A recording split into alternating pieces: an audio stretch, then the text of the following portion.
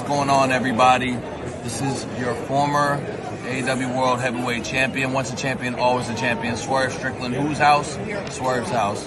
You're watching Tru Heel Heat podcast.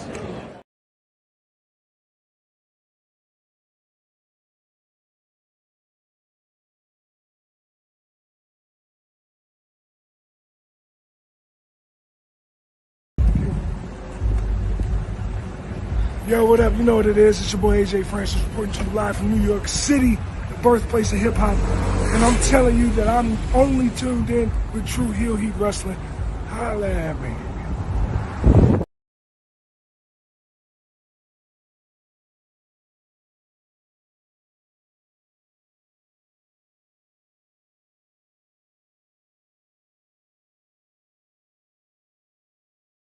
What's up, Tru Heel Heat? Tru Heel Heat. What's up? Tru Heel Heat.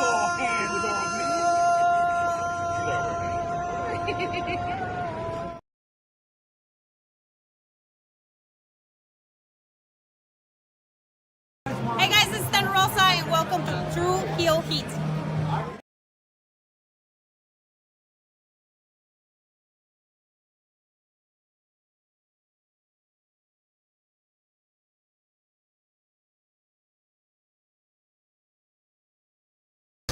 What's up, everyone? It's the interview queen Alicia Toot here, and be sure to watch Tru Heel Heat.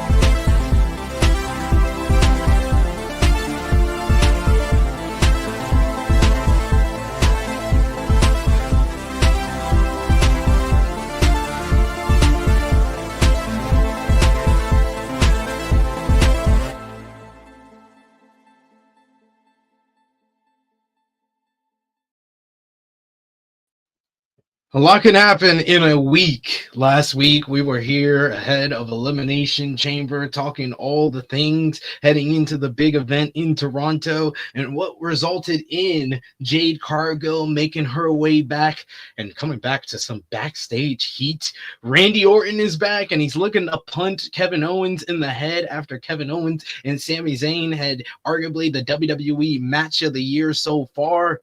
And of course, John Cena kept his quest for number 17 alive, winning the Elimination Chamber, but then Cody Rhodes came out to congratulate him, told Rock to go F himself, and then the heel turn of all heel turns. And is it the greatest heel turn of all time? John Cena betraying Cody Rhodes, the fans, and himself.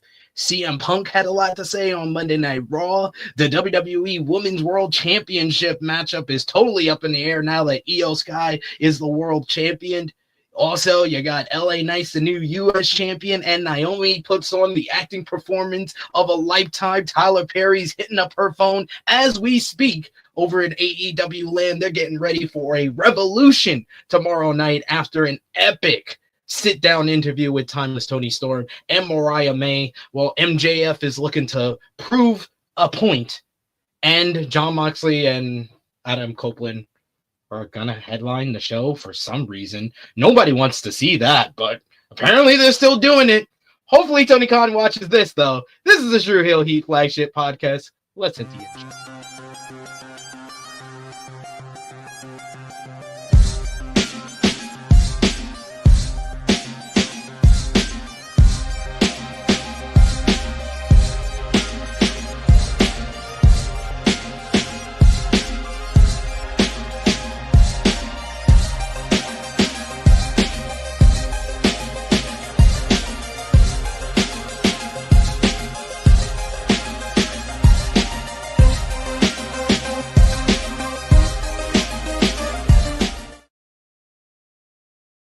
Hello, hello, hello. It is me, your Tru Heel Phenom SP3. We are live on the Tru Heel Heat YouTube, Facebook, and Twitter for Tru Heel Heat 319. We Cena, it's coming.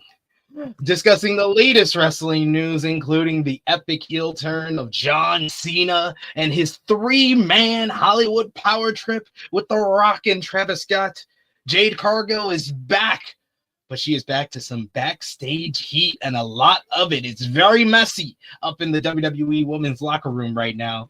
Rey Fenix released from AEW and expected to sign with WWE up next. We got a recap of this week in wrestling with WWE Elimination Chamber with the aforementioned John Cena heel turn. Raw on Netflix featuring Io Sky beating Rhea Ripley to win the WWE Women's World Championship. SmackDown featuring Naomi explaining why she attacked Jade Cargill. NXT featuring the go home for Roadblock. You had the premiere of WWE Evolve, AEW Dynamite featuring the incredible timeless Toni Storm and Mariah May sit down interview. Collision had FTR and Undisputed Kingdom banger. You had ROH TV with some more CML talent. You had over in Japan, New Japan Pro Wrestling had their 53rd anniversary, as well as the start of the New Japan Cup this morning, as well as Stardom had their one-nighter in Kurgan Hall with one of the best matches of the year between Tam Nakano and Saya Kamatani, and Tam is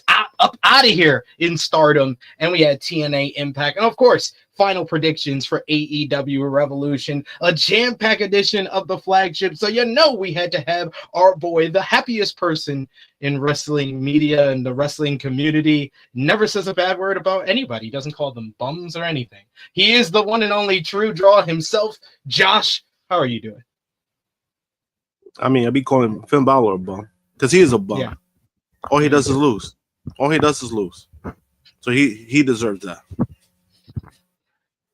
Fair enough. I was expecting you to be nice at the start, but yeah, couldn't help yourself.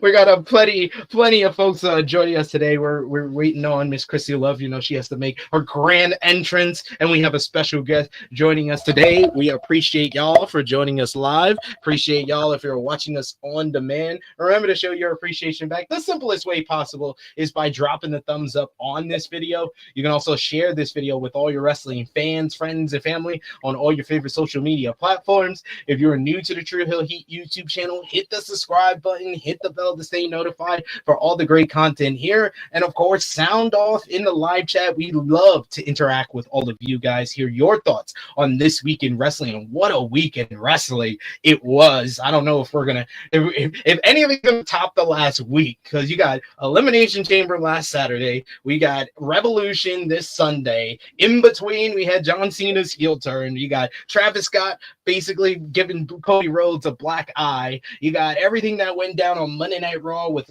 Punk's best promo since coming to WWE. Io Sky winning the WWE Women's World Championship. SmackDown actually had some stuff that happened on it, which that's all we can ask from a 3-hour SmackDown. You also had everything that goes on in AEW with the build-up to Revolution and Rey Fenix finally getting his release. So we have a lot to discuss today. So we want to hear from you guys. But of course, if you're feeling generous, you want to give back to what we do here, you want to show your support to the Tru Heel Heat YouTube channel and our flagship podcast every Saturday, 11:05 a.m. Eastern Time, you could do so with a super chat donation. Any dollar amount matters. It goes back to the contributors that you see on screen with us here, and we always appreciate the support. We got Eric Isaac in the chat with us already, who says, "Hey THH fam, Raw, NXT, and SmackDown ended with new champs. Io Sky, Shawn Spears, and LA Knight. And Chelsea Green last night looks like Mrs. Cactus Jack." We also got I Make Beats in the chat with us today, saying happy weekend, folks. Hassan is here saying hi there. We got I Make Beats says shout out to Chelsea for that Cactus Jack get up. Foley is my all-time favorite. Bye bye. We also got Power Driver Finisher. putting our touching tips in the chat. Yeah, touch tips if you are feeling this week as much as I am. We got James Jones in the chat. Good to see you. Haven't seen you in a while, good brother. He says, good morning, heels. We also got Davion, one of our favorites in the community, who says, morning. This was a crazy week in wrestling, and I cannot wait to dive into it today. Exactly. You know, guys, you know, if there's any place where you can just get a whole bunch of what happened in the week, even if you missed some stuff, we're going to touch on some stuff that you probably didn't see. You can get it here on the Flagship Podcast. That's why we're here every Saturday, is to run down everything that went down in the wrestling world. So we appreciate y'all for joining us live. But we got Frantic World as well in the chat. He says, what's up, THH and chat? James Jones says, great week in wrestling with all companies for sure. It's a good time to be a wrestling fan. I was saying it the other day. I was like, WWE is taking risks. Triple H is finally booking it like this, the road to WrestleMania. AEW is coming off a great build to Revolution this Sunday, and I think this Sunday's pay-per-view could be one of the best shows of the year. New Japan Pro Wrestling is rocking and rolling. The 53rd anniversary was awesome. They had a rain break yesterday, but they recovered and had a great start to the New Japan Cup today. Stardom is rocking and rolling. They've had 2 5-star matches from Dave Meltzer. Yes, Dave Meltzer waited 2 women's matches, 5 stars in a month. I think that's a record for him. He actually likes vagina. It's crazy.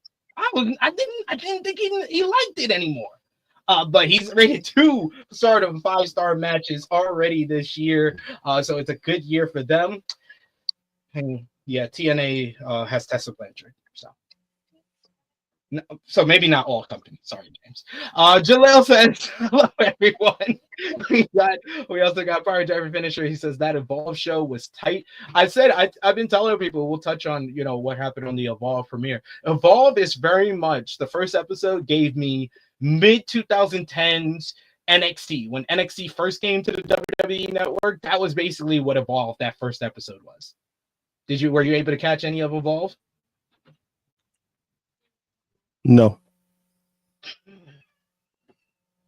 You don't like Jack Cartwheel? Come on, man. I know you like Jack Cartwheel. No. He's just deadpanning me right now. We got I think B says I enjoyed Evolve. We got also James Jones says I like Evolve. We got Louis said Dave finally put in the pussy on a pedestal. Great comment, guys. You guys always know how to start the show off right. As always, we start off the show with our Tru Heel roll call, shouting out all of you who are supporting us across social media here on the Tru Heel Heat YouTube channel and our Patreon page. We got our top 3 conversation starters over on our Facebook group page. You got Lucky Bowden at number 3, or Vegas Bad Boys of Podcasting at number 2, and number 1, once again, Stewie John Palmer. Our Patreon backers, you got Bala B, you got Alan Weinstein, Negro Buck Nick Jackson, Alex McCarthy, Professor Chris, you got Trey, Ladarius, Steve, you also got Dolores, John Martin, DJ Eric, James, Allen, and Santo. Thank you so much supporting us over at patreon.com/Tru Heel Heat. $3 a month gets you exclusive content and the best place to support us when we are not here. And of course, we will always show love to you with our Tru Heel roll call. But yes, we're going to start off as we usually do on the flagship here with what we missed, and let's get right into it, because last Saturday was WWE Elimination Chamber, and what a show it was. A lot of people are calling it one of the best WWE shows of all time. Some people are calling it the best Triple H ran show ever, even better than last year's WrestleMania 40. So let's get into that, because it was capped off by the men's Elimination Chamber matchup. John Cena defeating CM Punk, Seth freaking Rollins, Logan Paul, Damian Priest, and Drew McIntyre in what turned out to be a great Elimination Chamber match to advance to face Cody Rhodes at WrestleMania 41. The post-match, Cena, of course, getting the win due to thanks in large part to Seth freaking Rollins, who got eliminated but still stomped CM Punk's head in, screwing him over, helping Cena pick up the victory and go on to WrestleMania 41. Cody Rhodes post-match came out to congratulate Cena, which brought out The Rock. He came out to get Cody's answer to his offer to take his soul. And The Rock was alongside rapper and Grammy Award winner Travis Scott. Cody proceeded to tell the final boss to go fuck himself. Yes, we're out of that window where I can start cursing now.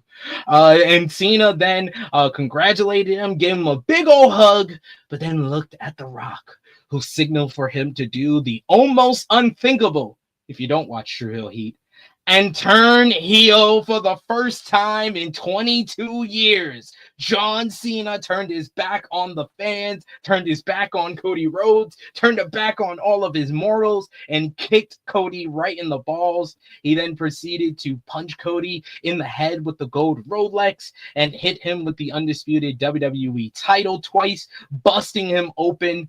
He was then held down by John Cena and Travis Scott, who got his licking, punching Cody right in the face as The Rock whipped him with the Cody Soul belt and stood over Cody Rhodes in what was an epic heel turn, one of the greatest of all time already. Meanwhile, over in the women's elimination chamber, Bianca Belair beat Liv Morgan, Alexa Bliss, Roxanne Perez, Bayley, and Naomi in what was an excellent women's elimination chamber match to advance to face the WWE Women's World Champion, whoever that may be, at WrestleMania 41 this April. Post-match, Bianca stared down with both Rhea Ripley and Io Sky ahead of their WWE Women's World Championship matchup on Monday Night Raw. The aforementioned Naomi, though, she was taken out not by elimination, but by a brutal assault and attack by Jade Cargill, who returned to kick off the Elimination Chamber and seemingly revealed that it was Naomi who attacked her back in November. Meanwhile, you had Tiffany Stratton and Trish Stratus. Trish making her return to Toronto, beat Nia Jax and Candice LeRae in tag team action. Tiffy getting the pin over Nia to close the book on their rivalry. And finally, you had Kevin Owens defeating Sami Zayn in what was a violent and tremendous unsanctioned matchup. Post-match, you had KO was about to power driver Zayn on the concrete floor until Randy Orton made his return to WWE for the first time since November and attacked KO, gave him an RKO until security stopped his attempt at a Punk kick, and he proceeded to give some RKOs to the security guards as he stood tall, teasing a big matchup at WrestleMania with his former friend Kevin Owens.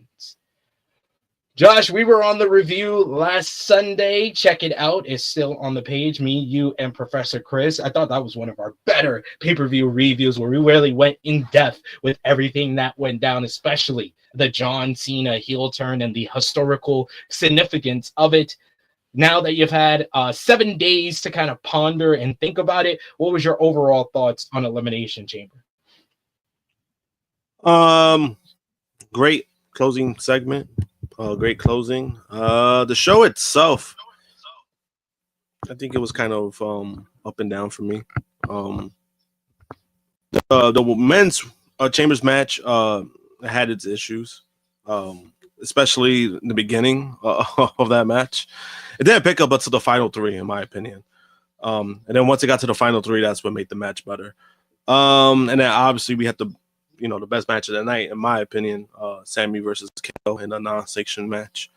Every time they get into the ring together, it's kind of funny because they've had like how many matches now? They have like 15 matches together, and then it seems like it doesn't get old. And I like that feeling. I like when you do something like that and it doesn't feel old, but also I think they've done a good job when it comes to keeping them apart, and that's why every time you get the match, we know it's going to be good. And then besides that, we had the women's elimination chamber match, which I thought was better than the men's. But I thought both chamber matches were like, they were decent. To me, they were like okay. Like they weren't like something like over the top. I just thought it did like what it needed to do. Like we had Bianca winning, we had Cena winning, then we had that closing segment. So a lot of people were trying to say like the men's chamber match, hey, it's match of the night because of that closing segment, which I'm like, I disagree with that. Segment itself was like 5 stars to me, but it was like that match wasn't no 5 stars. And I think even Dave rated that high, and I was like, what was it? He gave it what 7 3/4, right? No, He 4 was, 4 3/4. 4 3/4. Yeah, he gave it 4 3/4. 4 3/4 stars. You said 7. You said 7 stars. My bad. What? My bad.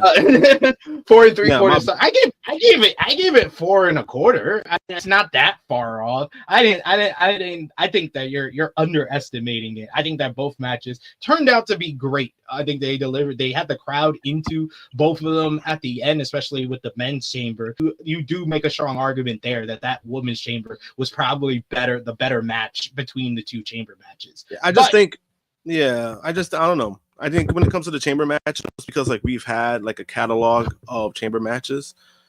Like when I ranked them or whatever the case may be, I thought it was more so. I thought it was just to do its job. That was about it. I didn't really expect anything like crazy or epic. You know what I mean? Like I expected the spots. I expected people jumping off. I expected all that stuff, but it wasn't nothing like kind of crazy to me. But with the men's chamber match, like once it got to the final 3, because remember, even I admitted when I was watching it, I was kind of more focused on Drew because I was like, oh, wait, so Drew was supposed to win the match because of that stupid rumor? All right, let's see. And he was the first motherfucker out. Way to go. Great call there.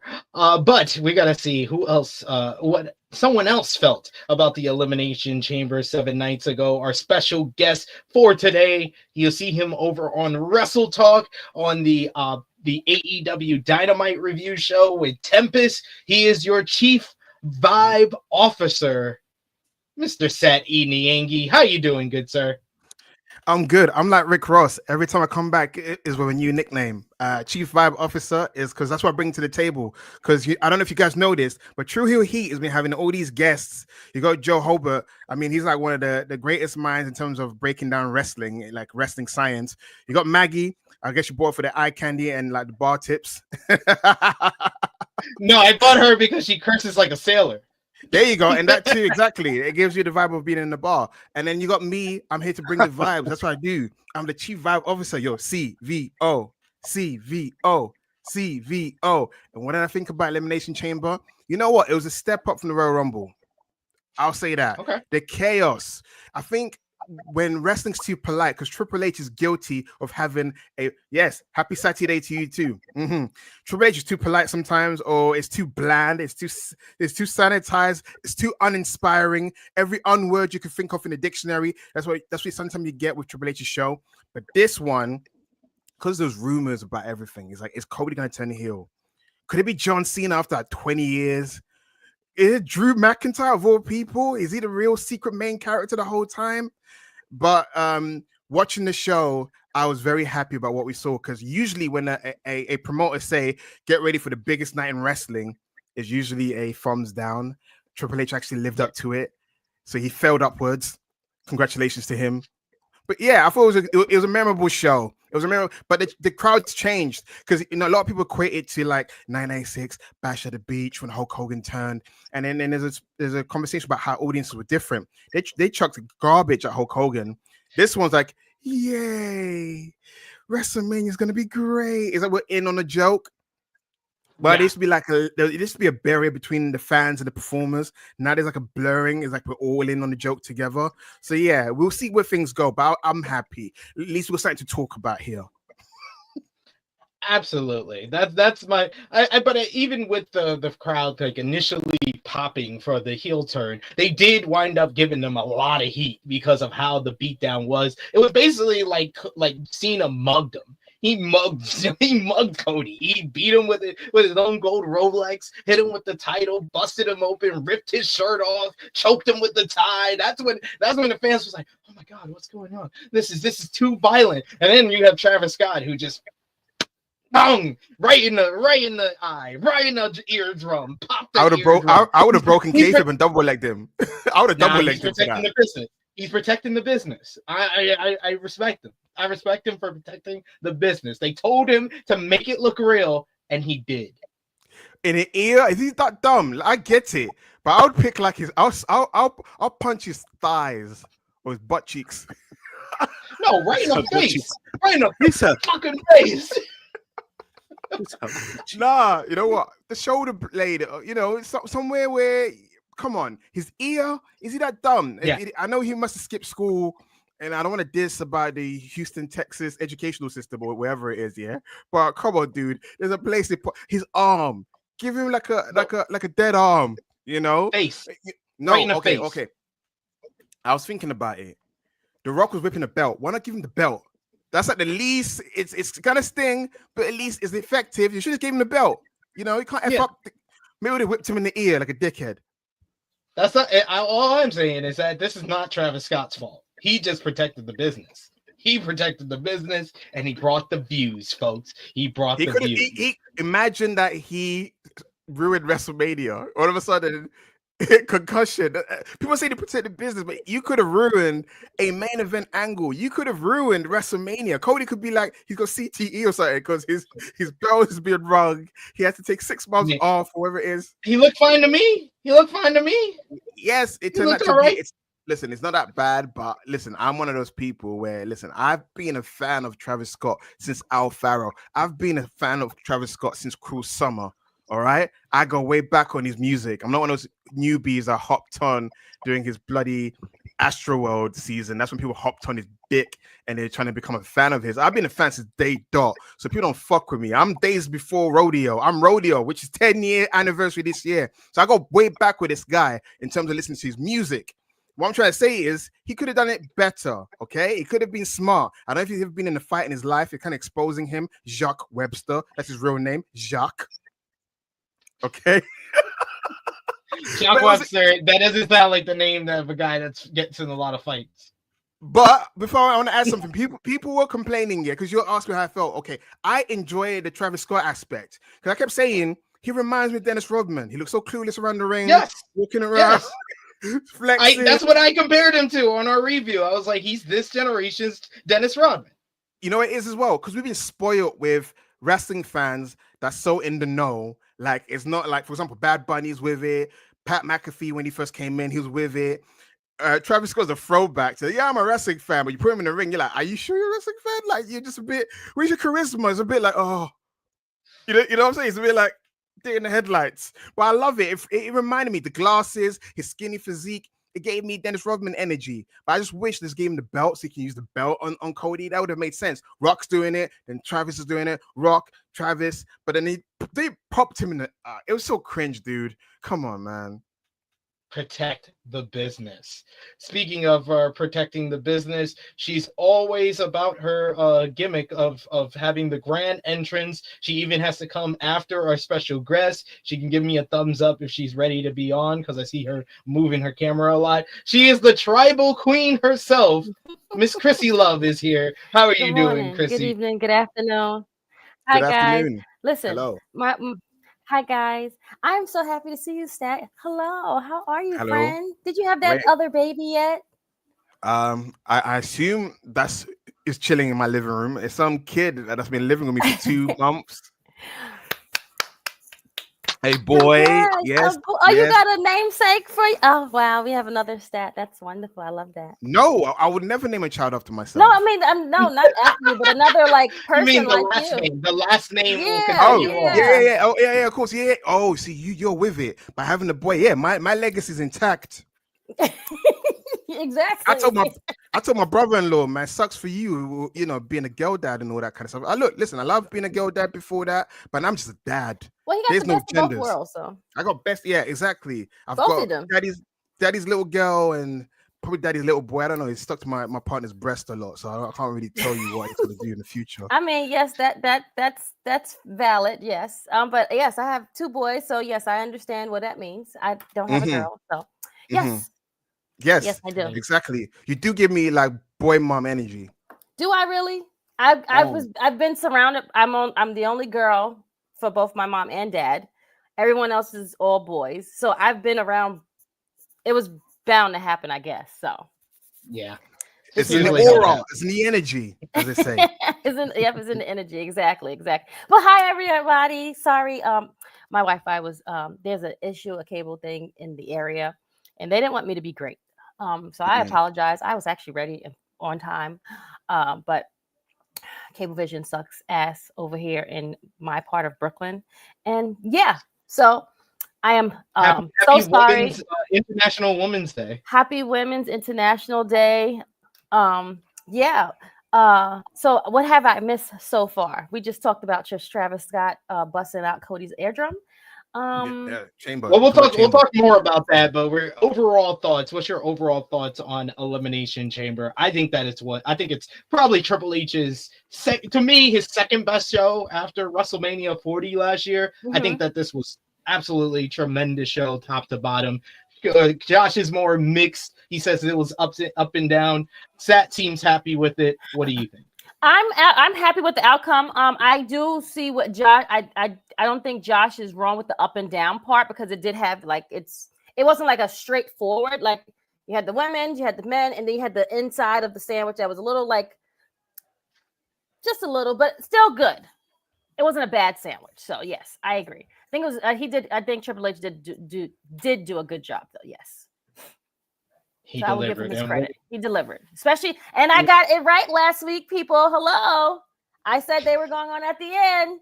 It was me. That's me. You did say that The Rock would probably be the main event segment. You did say that. Just you trusted in the final boss's ego.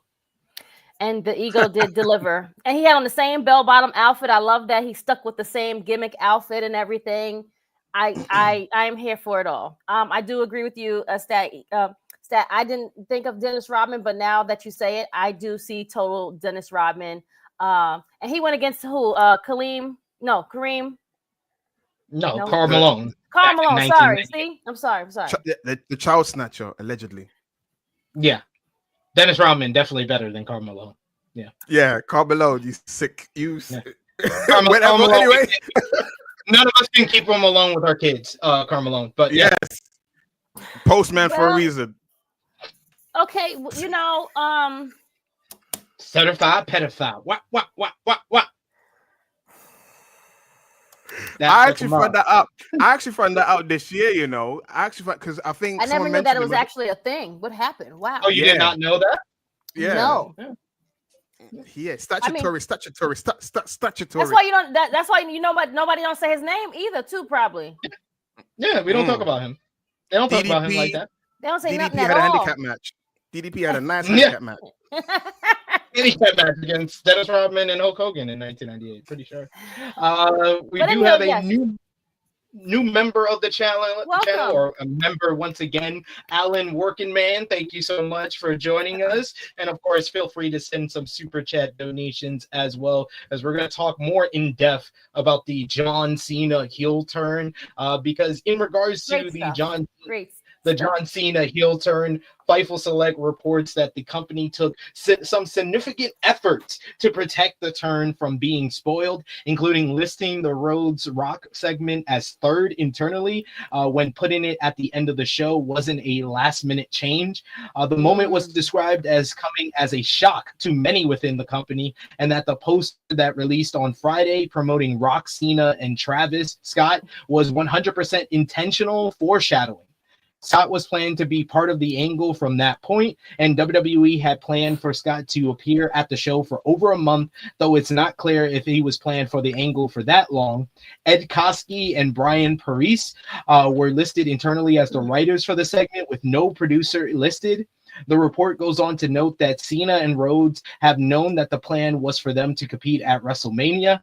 There has been no word of plans for Rock to wrestle at the pay-per-view, and people the site spoke to believe he will be at WrestleMania, but that is not confirmed, and there's no word on what he might do at the show. It was also long discussed, long been reported that WWE creative were told to plan as if The Rock wouldn't be competing at WrestleMania. There's no word on how long the angle has been planned at this point, and most of Rock's creative has been on a need-to-know basis. Cena is not advertised for the next 2 episodes of Monday Night Raw. He makes his return to television on March 17th. Rock said that he is flying to Africa that night on the press conference after Elimination Chamber. And finally, the report also says that per sources, the plan was never to have Drew McIntyre win the match, despite a report that said otherwise. Sorry, Featherstone. The Wrestling Observer newsletter has more details on the planning of the segment, including the alleged original timeline for when it was going to happen. Only a few people knew what was going to happen with the segment when the show was put together.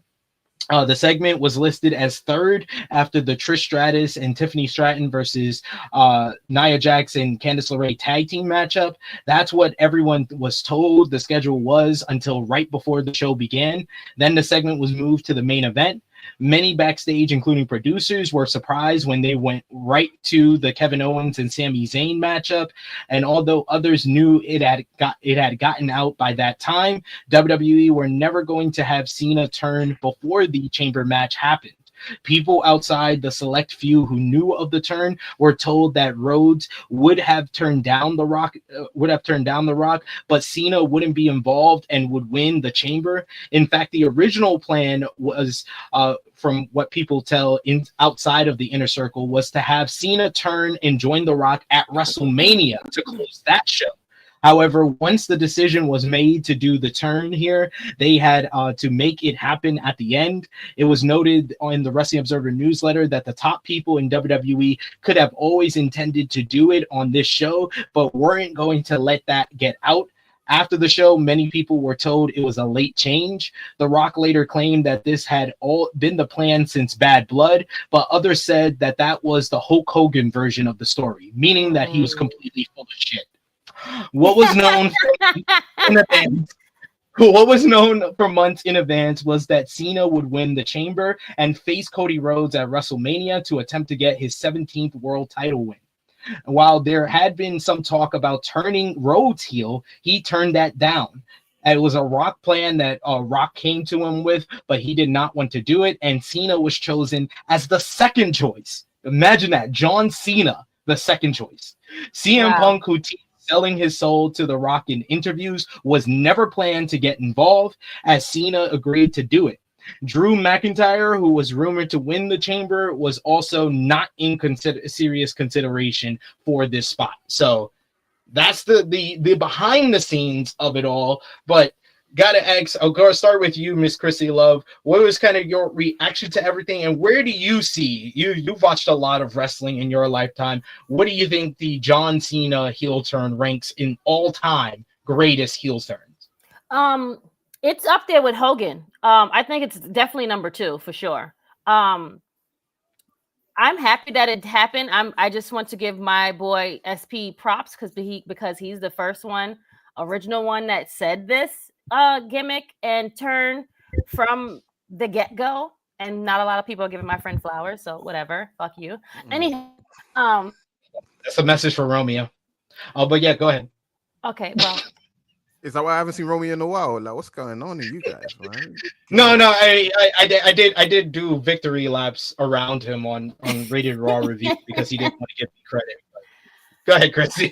Okay, well, I'm sorry, Romeo, that you didn't want to believe our good brother up here. But anywho, I think it was very well done. I loved it. I was at a dinner party, and I tried to be discreet with me watching. A lot of people out, and I'll be like,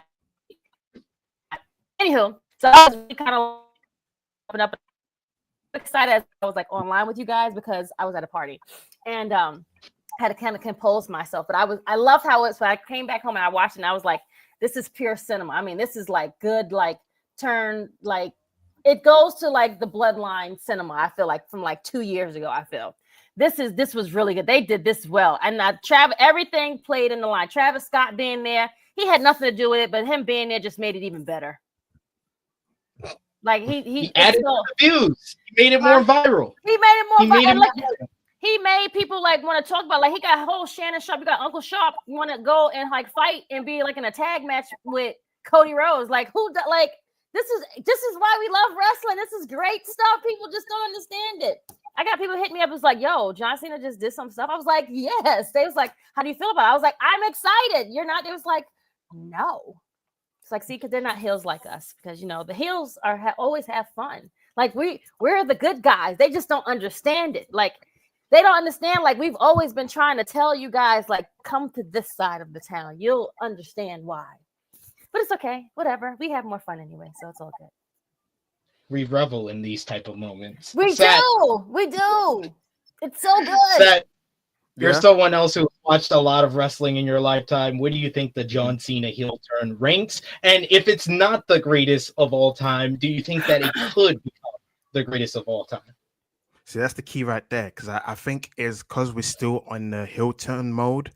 I can't rate it at the moment. You know what I'm saying? We've had Shawn Michaels turn to Hulk Hogan, then a month later say, you know what, guys?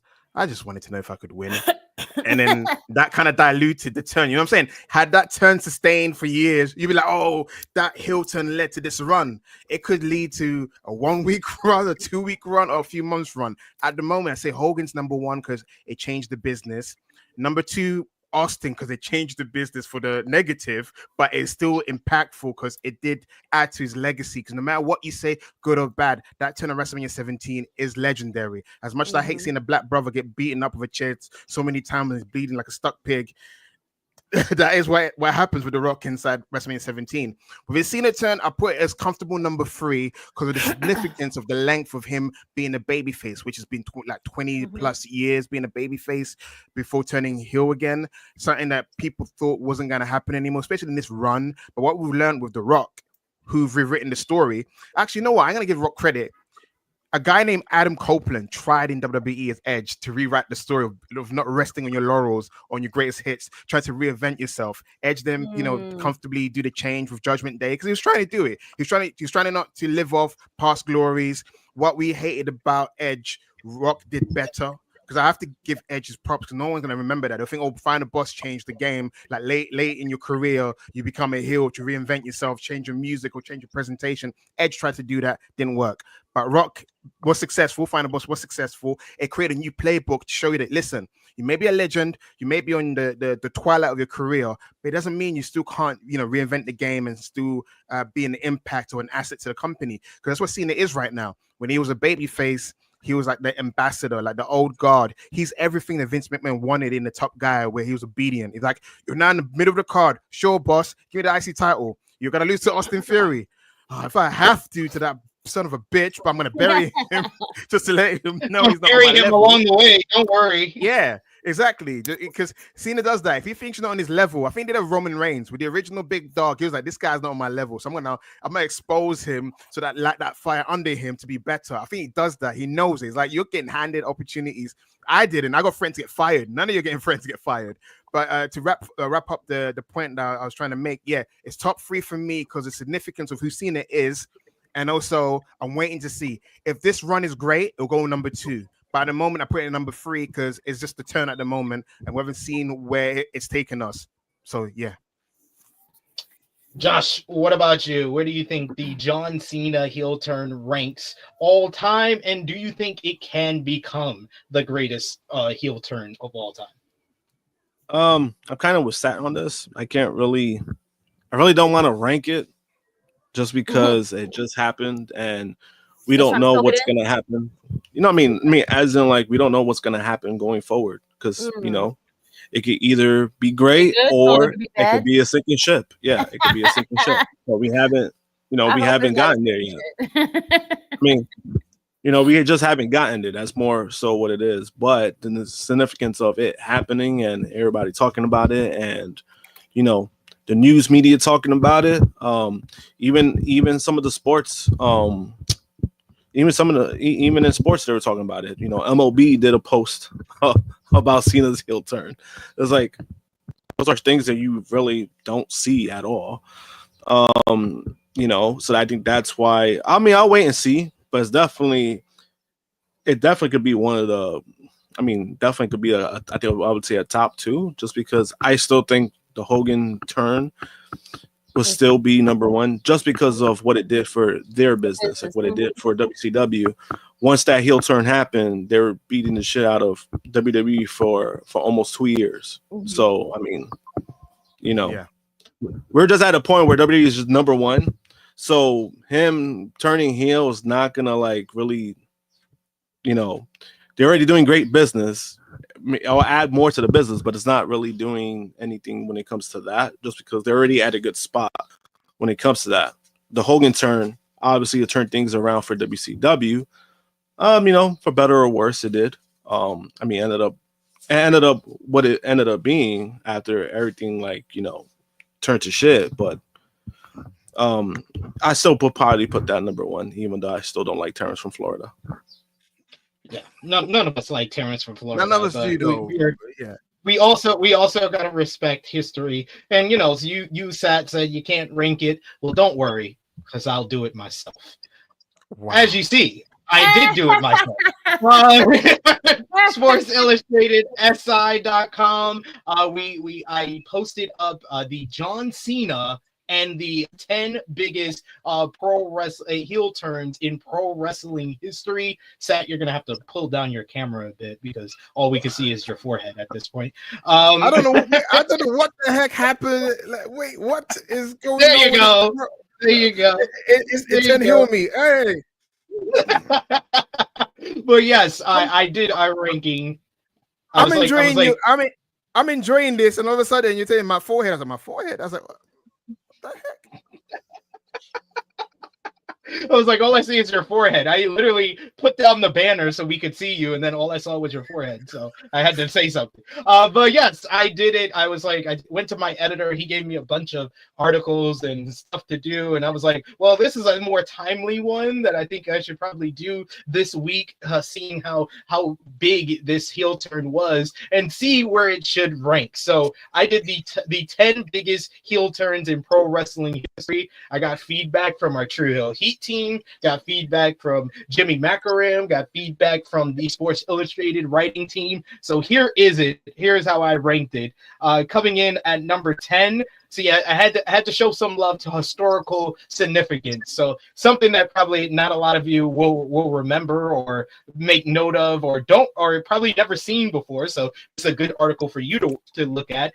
Number 10 is the Von Erichs versus the Fabulous Freebirds Rivalry is Born, which is from World Class Championship Wrestling Christmas in the Cage 1982. It was Kerry Von Erich versus Rick. I wasn't even born yet. I wasn't born until 6 years later. But I watched it this week, and shout outs to John Alba, who did put on Twitter that he bullied me into putting this on my list because I was going to show love to like Steen and Generico from ROH, but he was like, you know, this is more historically significant than that one. And I was like, respect, you are right. I watched it back. It's the most clusterfuck-filled heel turn you will ever see. It's so sloppy, but it's so chaotic, and it incites a freaking riot in Texas. It's so great. Michael Hayes, Terry Gordy slamming the cage on Kerry Von Erich's head, making the Fabulous Freebirds the #1 heels in Texas in World Class Championship Wrestling, and the Freebirds versus the Von Erichs is the OG faction war. And that basically helped WCCW stay alive for like 4 more years. They were pretty much dead in the water in 1982 because WWF was about to make their rise just 1 year later, but that kept them afloat for like 4 more years, was the Von Erichs versus the Freebirds. So that's why I had to put it on the list here. Coming in at number 9, this is one that I've gotten some pushback, and people say I should have had this higher, and I respect the people who say that because this is a significant one. Andre the Giant turning on Hulk Hogan and aligning with Bobby the Brain Heenan. Basically, the build, the setup. Oh, for yes, Andre I remember the that. Giant Yes. At WrestleMania 3, one of the biggest main events in wrestling history. So I can respect anybody who thinks that should have been higher for sure. Also, another one that a lot of people said higher wasn't just Sat. It was actually Jimmy Macaram as well, who said this should have been a top 2-1. It's Stone Cold Steve Austin makes a deal with the devil himself, Mr. McMahon. I'm sorry. To me personally, if there's a heel turn that you say it shouldn't have happened, they shouldn't have done it, and they shouldn't have done it in the place they did it, and then it leads to the end of their boom period and the end of their big business. Yeah, it's big, but is it? I'm also judging it on the quality of the heel turn, and is it a good decision? So that's why it is a little bit lower than some people would put. Sir, can I speak, sir? Go ahead, sir. Okay. Do you guys remember Stone Cold's 2002 run before he walked out? Do you remember Austin in 2002? It was rubbish, right? It seemed like he was out of place. It's so awkward, right? Austin in 2002 is like they've ran the well dry and what to deal with him. So I felt like he was right in terms of doing the heel turn. He's always been ahead of the curve. He's seen the Rock's over. A lot of new guys have come since I've been gone. Maybe I should be. But the heel. Rock's leaving. The Rock's leaving for 4 Yes. months. That totally negates negates the whole idea. That's not his fault. That's not his fault. Listen, my guy's not gonna be like, oh, Rock. My guy is thinking in the future, is like, okay, I'm gonna turn heel, pass the baton to The Rock and potentially Triple H because we've been building him. Maybe that's why he lost to him at bloody No Way Out, so he can build him up to be the guy. That's the other thing. They doubled down on making this a bad decision by having Triple H align with him the next night. It's the most logical thing for you to do if a Rock is leaving for 4 months is turn Triple H babyface. Bingo. But I feel like I'm just talking about Austin. In the entire thing, I'm with you. I'll never disagree. Like, listen, wrestling became crap for a reason. Austin turning heel twice in 1 year was too much for my soul. Yeah. What I'm trying to say is that he had the right thing in mind. It's just, unfortunately, they didn't have the people there. That's what it was, unfortunately. You know, Triple H, for some weird reason, he's like, no, this looks fun. I ain't want to be part of this. He's like, no, be a bloody babyface, you dickhead. You know what I'm saying? Not a year later when no one really cares. You see, he fucked up there. They both fucked up, I guess. Maybe they both turned too early. I don't know. Who knows? It's just if there's something where I like this shouldn't have happened, then I can't rank it that highly. But I will say it is big. It's like, guys, I see someone in the chat being like, "Oh, what a disrespect! What an insult to world-class championship wrestling!" Hey, literally, they made the list. Like, if they didn't make the list, then that's an insult. They made the list. Like, why are you acting like it's a disrespect to have them at 10? Like, they made the list of the biggest heel turn. There's multiple heel turns that didn't make the list that probably could have. But number 7 is The Rock aligning with Mr. McMahon and the corporation. This really starts The Rock being a top star in WWE. He becomes the youngest ever WWE champion, and Deadly Games is considered one of the creative achievements of the WWE Attitude Era. So that's why I ranked it a little bit higher than the Stone Cold one, because that one I'm like, no, this was the right decision. Even though they had literally just turned The Rock babyface after he got over in Madison Square Garden at SummerSlam, they literally turned him babyface, had him turn against the nation, had him do the rock bottom and the whole beat down on Vince McMahon, and then 2 weeks later he turns heel. Like, this was so well done, and a lot of people at the time was like, "Oh no, Rock could have been a big babyface for you," but it was the right decision in the long. So that is number 7 here. Number 6. We got here Shawn Michaels throws Marty Jannetty through the barbershop window. This is another one. That's another one that was good. Yeah, that's another one that was like significant as my childhood. Yes. Mm-hmm. This was another one that I had people say I should have ranked it higher. Do you think so, Krssi? No, I think it's perfectly. No. I mean, I gotta see what else is at the top, but I think it's at number 6 is perfectly fine. You know, that is a good response. I have to wait and see who else you put above it, because this made Shawn Michaels. Without this significant angle, there is no Shawn Michaels. He's probably, you know, in the convention circuit talking about I shoulda, woulda, coulda. Yeah, yep. You know what I'm saying? Instead, it's Marty Jannetty doing that. Yeah. It's Marty Jannetty running the PC. Marty Jannetty running the PC, right? Well, Marty Hey, shout out to him. We did an interview with him 2 years ago. Nice guy in person. So I don't want to shut on him too much. Yeah, nice guy. He's a nice guy. Number 5, we have here the Mega Powers explode as Macho Man sees lust in Hulk Hogan's eyes. This one I had to put up here because I felt like this is like one of the first versions of long-term storytelling in WWE history. Like this was them coming together in January of 1988, and then a whole year later is when Macho, after months and months of little hints, Hogan touching Miss Elizabeth's ass, putting her on his shoulders and stuff like that, and Macho just had enough and snaps on him. I felt like this had to be high up on my list. That's Jade Bianca and Naomi right now.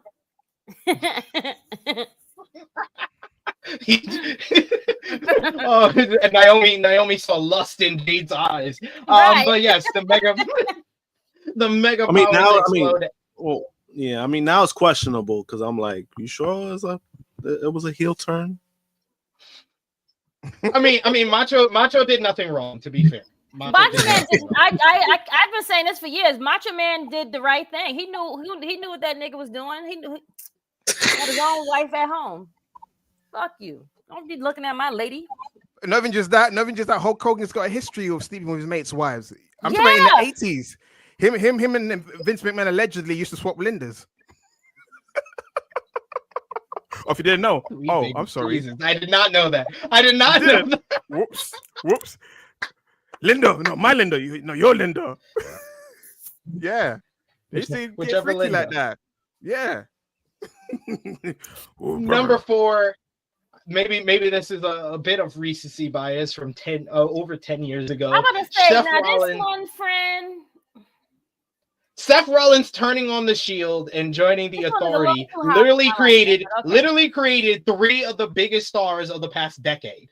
It literally it breaks the tether of one of the great factions and then makes Seth Rollins into the top heel in the company, leading to his Money in the Bank cash in, the heist of the century. Roman Reigns becomes the pet project of the guy that they want to build as the next face of the company. And literally this whole turn is what basically creates the bloodline. That's why Roman Reigns turning heel, I had to leave that off the list because I think that this is more significant to Roman becoming heel and creating the whole bloodline himself. And then literally this turn is why Roman lost the world title at WrestleMania last year. 10 years later, it's still affecting him. This still has consequences. 10 years later, we're going into WrestleMania, and who's feuding with each other? Seth Rollins and Roman Reigns. Literally, this one turn has dictated 10 years of storylines for WWE. And then you have Dean Ambrose, who was never supposed to be a top guy coming out of this, but he becomes the WWE champion, then moves on to AEW and becomes one of their greatest stars ever and helps the new company, the biggest competitor to WWE in 20 years. Like, this turn, I think some people will underrate it. I did not. I think that is perfect in the top 5. Okay, that's fair. Okay, I'll you laid a great case, man. I can't disagree with that. You did a case like the guy from the Traders did, and that's why they banished Homegirl. So there you go. I'm Dylan Efron. Absolutely. You Dylan Efron. That's his name. Yep, Dylan. Dylan was like, nah, fuck that shit. I'm going in for blood, and I got my people with me, and they gonna follow suit. And that's what happened. Sucks for you, sis.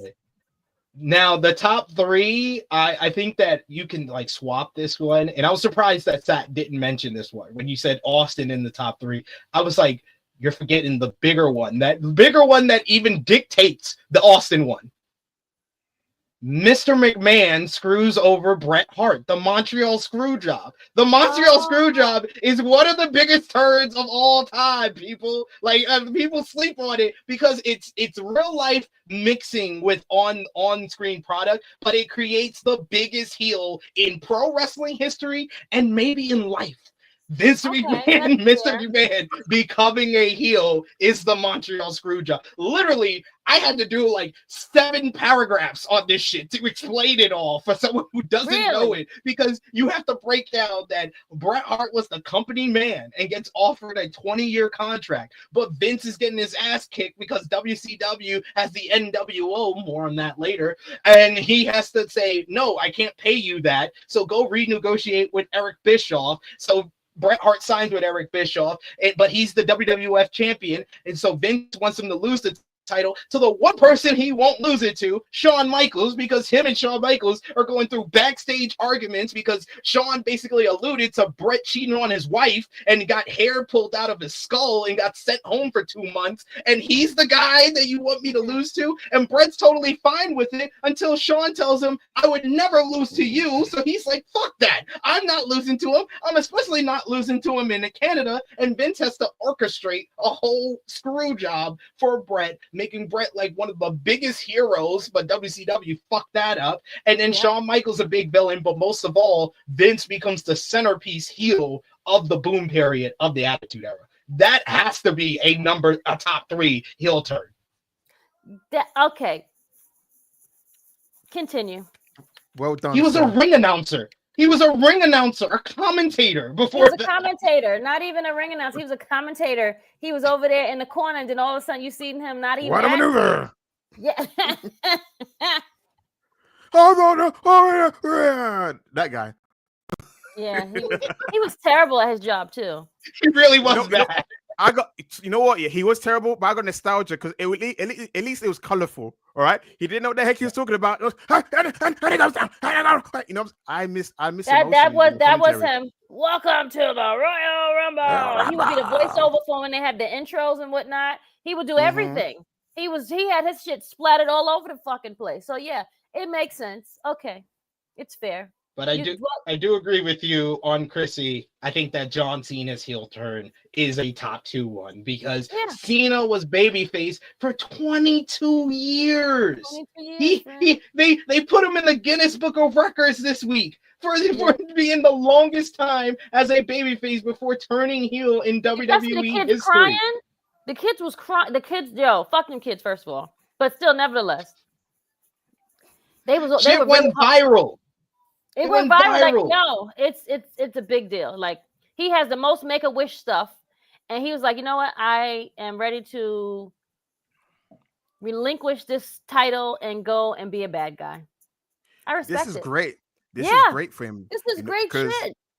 Because I feel like Cena's been left out of actual GOAT conversations by industry people because his character was like a detriment to what he can do as a wrestler, as a character.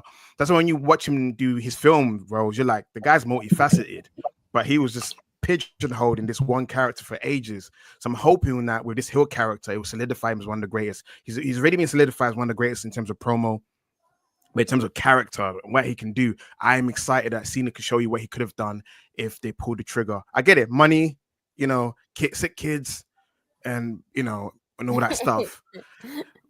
But I think this will solidify John Cena up there with Stone Cold and The Rock, as because people say, well, he was that character and it's polarizing. So I'm hoping that this character is like, you got him fucked up. He's actually incredible. Yeah. One of my last big lists was the 20 greatest WWE wrestlers of all time. And my top 5, he was the only one in my top 5 that never turned heel, like when he was on top. Like Roman turns it. I had Roman at number 5. He turned heel. Yeah, I had Cena at number 4. He had never turned heel. Then I had Rock, Hogan, and Austin, who are all on this list here. So like, Cena had to turn heel, and that's why it's so significant. And just look at how it's become this pop culture moment. Like we're gonna talk about ESPN talking about it, Jon Stewart talking about it. Yes, Jon Stewart. Yes, he can play. Yep. He compared the Democrats and the Republicans to the heel turn. I was like, and I watched that live, and I was like, yo, this is some good shit right here. Like, he was like, no, like, look, this is The Rock, and this is John Cena, but this is the Democrat. Yo, he broke it down so good. I was like, do you watch wrestling, Jon Stewart? Like, you did this so well. He lost John Cena at SummerSlam 2015. Yeah, hit him with a chair. Yeah, because he's a big Ric Flair fan. Seth Rollins, all about Seth that. Rollins Yes. match. Seth Yes, Rollins yes, match. yes. See, yeah. Title was title. United States versus Yep. World title. Dang, I forgot. Yeah, this one can, but like recency bias. That's what I put. First one was recency bias. Be damned. It's up there. It's up there in the top echelon. It can go down. It can go higher depending on what happens next. I think just off of judging it and having to rank it on the moment, it's up there. But yeah, don't let recency bias cloud your judgment too much, because number one, it's still Hulk Hogan joins the NWO, and like Seth said, it's because of the impact that it had on the entire industry. For a good 20 years, WWF was the top of the game, was the top of the food chain, and they had the number one spot. But for 2 years, this one moment led to WCW taking and usurping them as the number one wrestling promotion in the world. 83-week streak, NWO selling all those t-shirts, NWO being one of the greatest factions of all time. I don't know what Cena can do, because like Josh said earlier, the WWE is on such a hot streak. This might not make them hotter or make them bigger than they are already when you're already the number one. This did that for WCW, so that's why I think it will always be number one. Yeah, and also NWO changed the culture. I mean, before that turn, wrestling was struggling to figure out where they fit into the culture, because they're still like running the old place from the 80s. But when the NWO angle started, it's like, this is wrestling in the 90s. Wrestling in the 90s was birthed at that heel turn, because after that, WWE had to change their playbook. No longer, okay, we're not doing those gimmicky things anymore. We're going to be reality based. Even merchandise changed. You know what I'm saying? Like, DX is a Temu version of NWO. It would not have happened if this heel turn didn't happen. There's so many things. Someone in the chat mentioned about Bret Hart's heel turn. I feel like that heel turn is connected to Vince McMahon turn. So it's kind of like the Roman Reigns thing as well. The Seth turn is connected to that. So it's like, it's part of the same tree.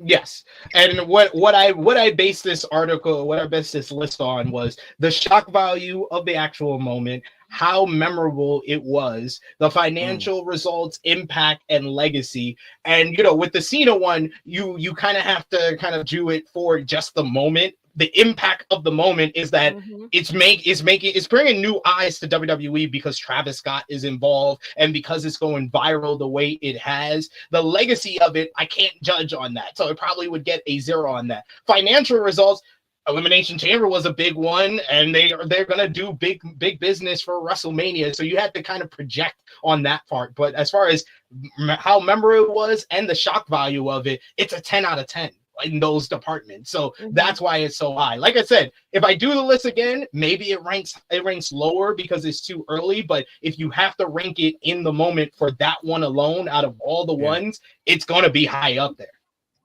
Listen, at least you're more respectful than what people being on Twitter in terms of like the Hogan one. They're saying the Cena one's better than Hogan. I was like, listen, I wouldn't go that far, man. People hate Hogan. Yeah, right? And people hated Hogan. People were booing him. Like that shtick from the 80s was not flying in WCW. There was reasons why that turn worked so well. We're seeing that people basically put to bed that he probably never gonna turn heel. They were fine with it. We were coping with. But him also, not Hogan heel. was never heel. Hogan was never heel until that moment. He was. He wasn't. He was, but never on top. Never since he became a top star. When he goes over to WWF in 1984 to beat the Iron Sheik, that starts his babyface turn. That starts his rise as like a top star in the business. Before that, he was a heel, but nobody really talks about that. Once became like more mainstream, like he was always babyface, and then also he was kind of like. Yeah, he was also kind of like in the same thing where it comes to like John Cena. You know how we talking about like where Sat was talking about John Cena being the same character. That was Hulk Hogan for a long ass time, and he's still like that. But now he gets booed because of everything else. Because he's an asshole. Yeah, like so he's been like the same character since like he hasn't changed one bit. Like when it comes to that. People show their true colors. They show who they really are. You have to accept it. Yeah, I mean, before we fly off this Cena Hill Talk topic, I do want them to do more with the White Six, so I can see Uncle Howdy versus John Cena. Because there's something there about him being heel. I want some remnants of white representation to point out how Bray was right about John Cena.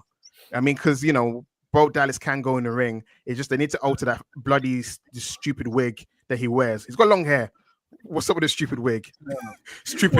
Why does he need fake gray hair?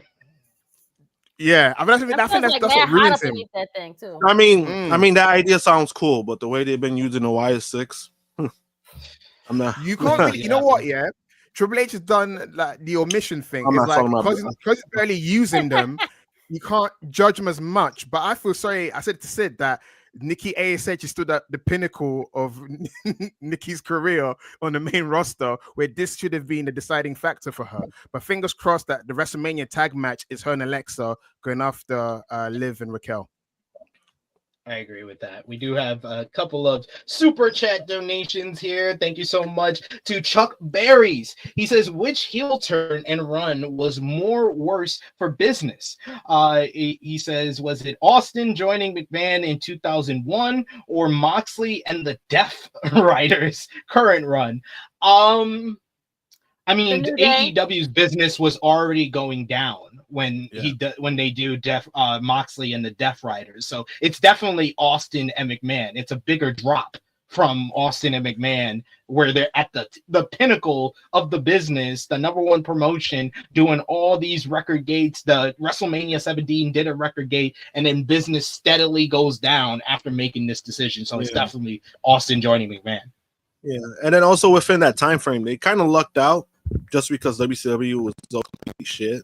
So it was kind of like they didn't have nothing else. And you know, I remember that period too. When I was a kid, I kind of actually stopped watching wrestling because of the turn, because of Austin turning heel. Yeah, I stopped actually watching for a while. Yeah, because you was just like, this is bullshit. Like.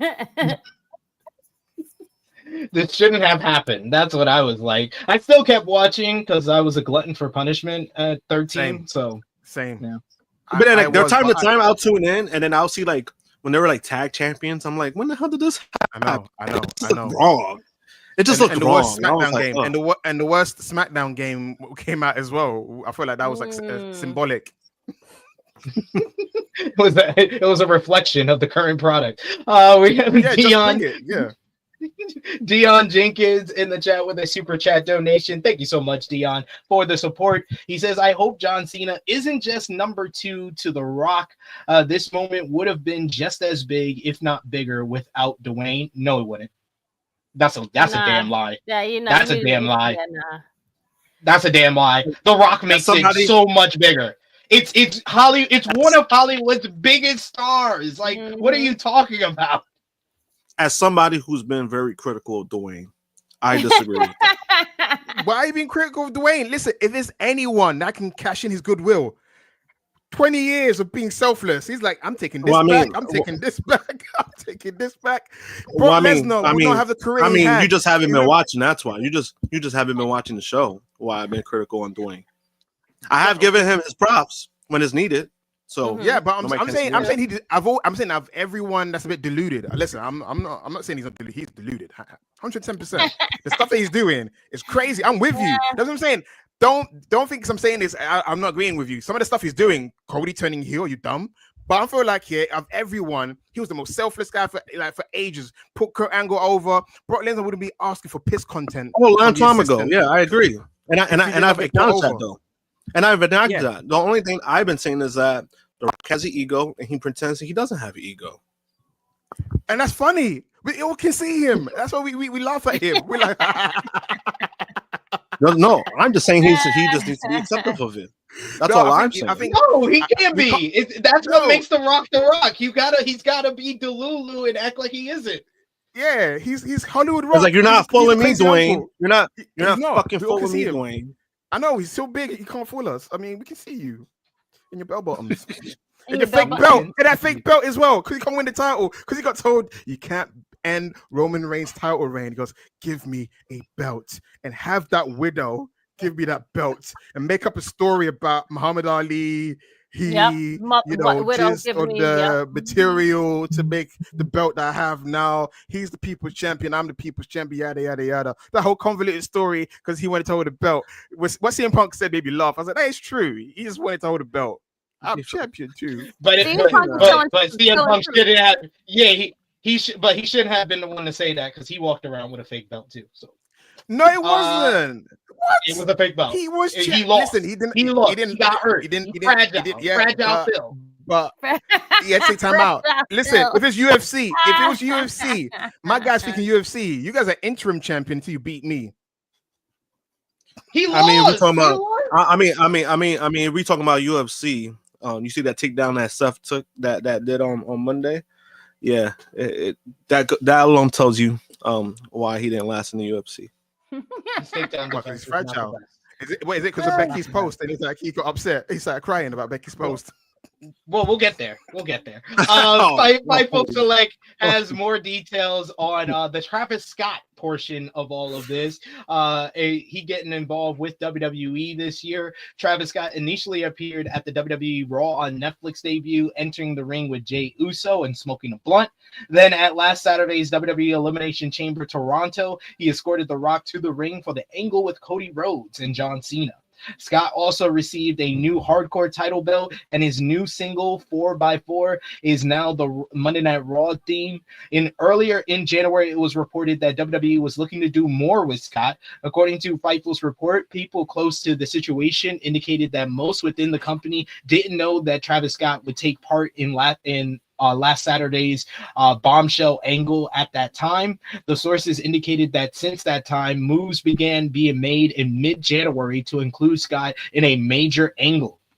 Speaking during the post-show press conference when asked about Travis Scott potentially wrestling in WWE, The Rock said that it was a possibility. Fightful also reports that Scott has been taking part in wrestling training, and one source says that Scott has been training at the school of a WWE legend.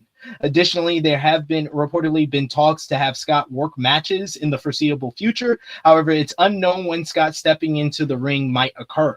However, WWE Undisputed Champion Cody Rhodes did not come out of the beatdown at the hands of The Rock, John Cena, and Travis Scott last Saturday completely unscathed.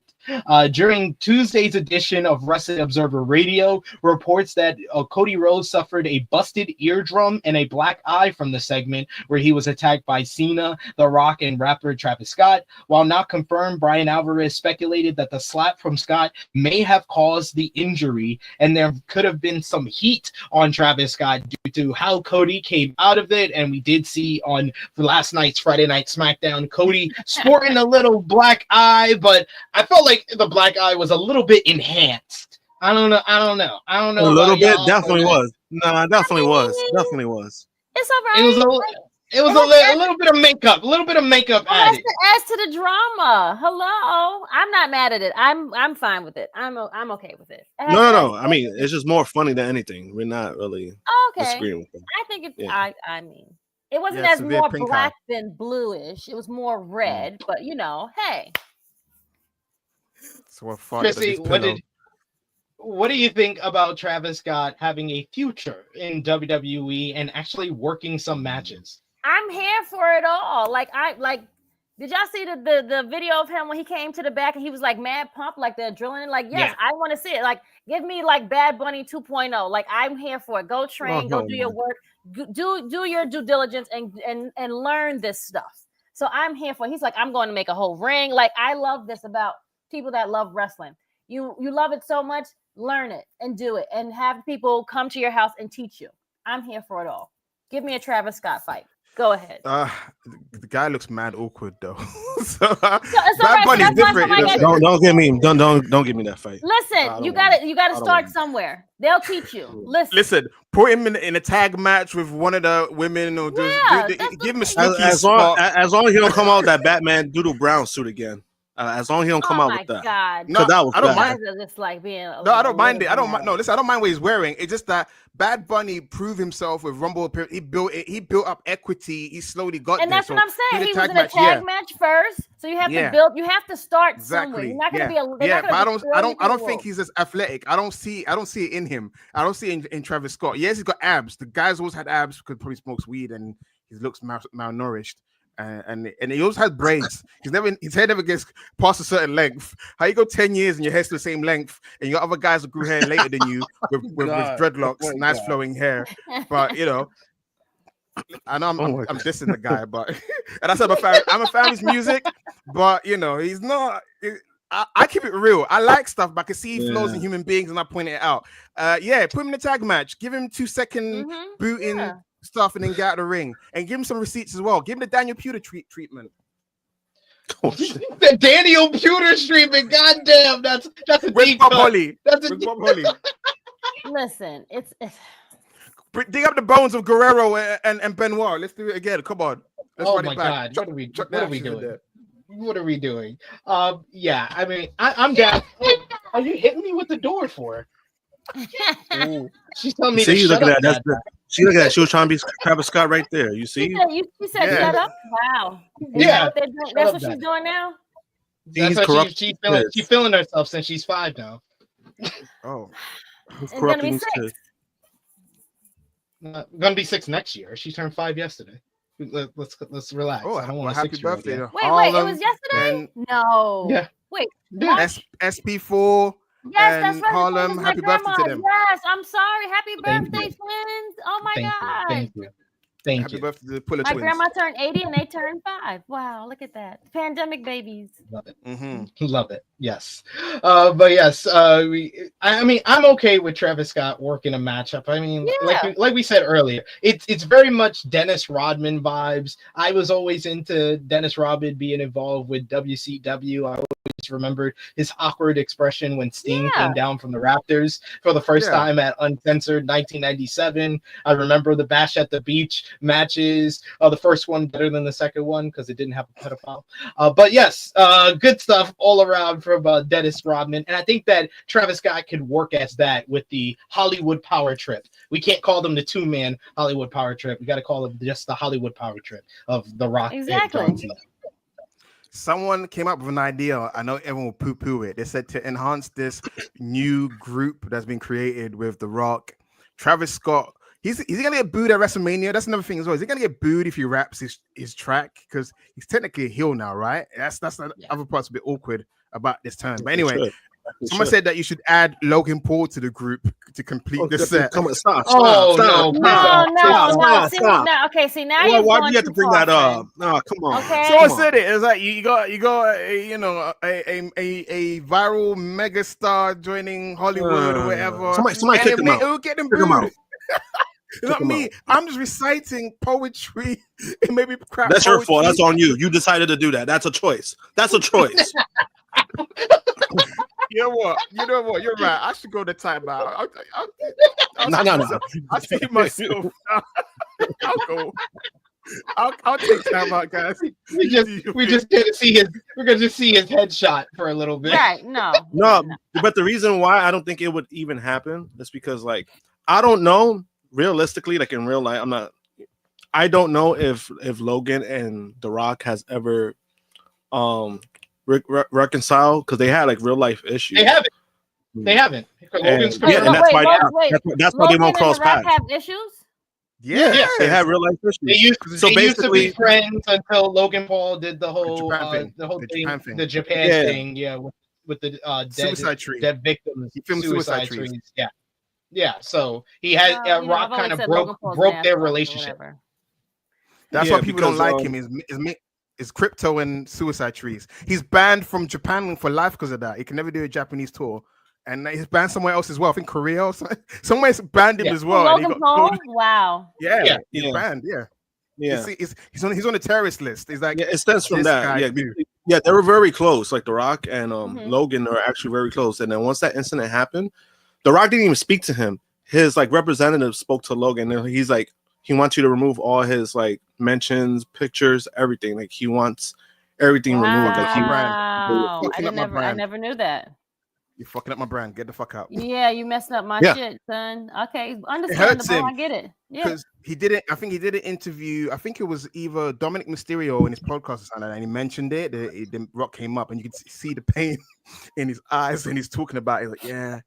And he wouldn't go into details. We had to do our own research or his documentary. Really? It was. I think it's documentaries. There's a Netflix documentary on him. That's where he talks more in depth about The Rock ghosting him. He got ghosted. Yeah, because I think even Dom was like, "Oh wait, you can't go into Japan." Like, I don't even know. I don't even know Dom knew, but you did. Yeah, it sounded like he knew.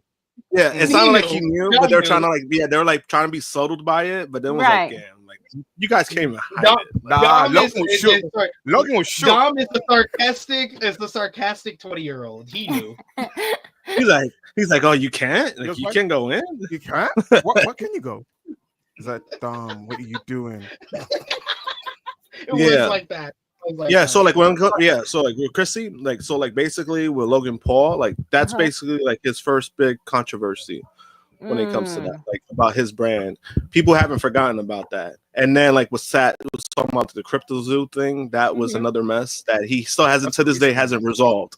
Yeah, like he hasn't resolved. It's just it's a bunch of shit, but because Logan tries to act like he's this great, nice guy.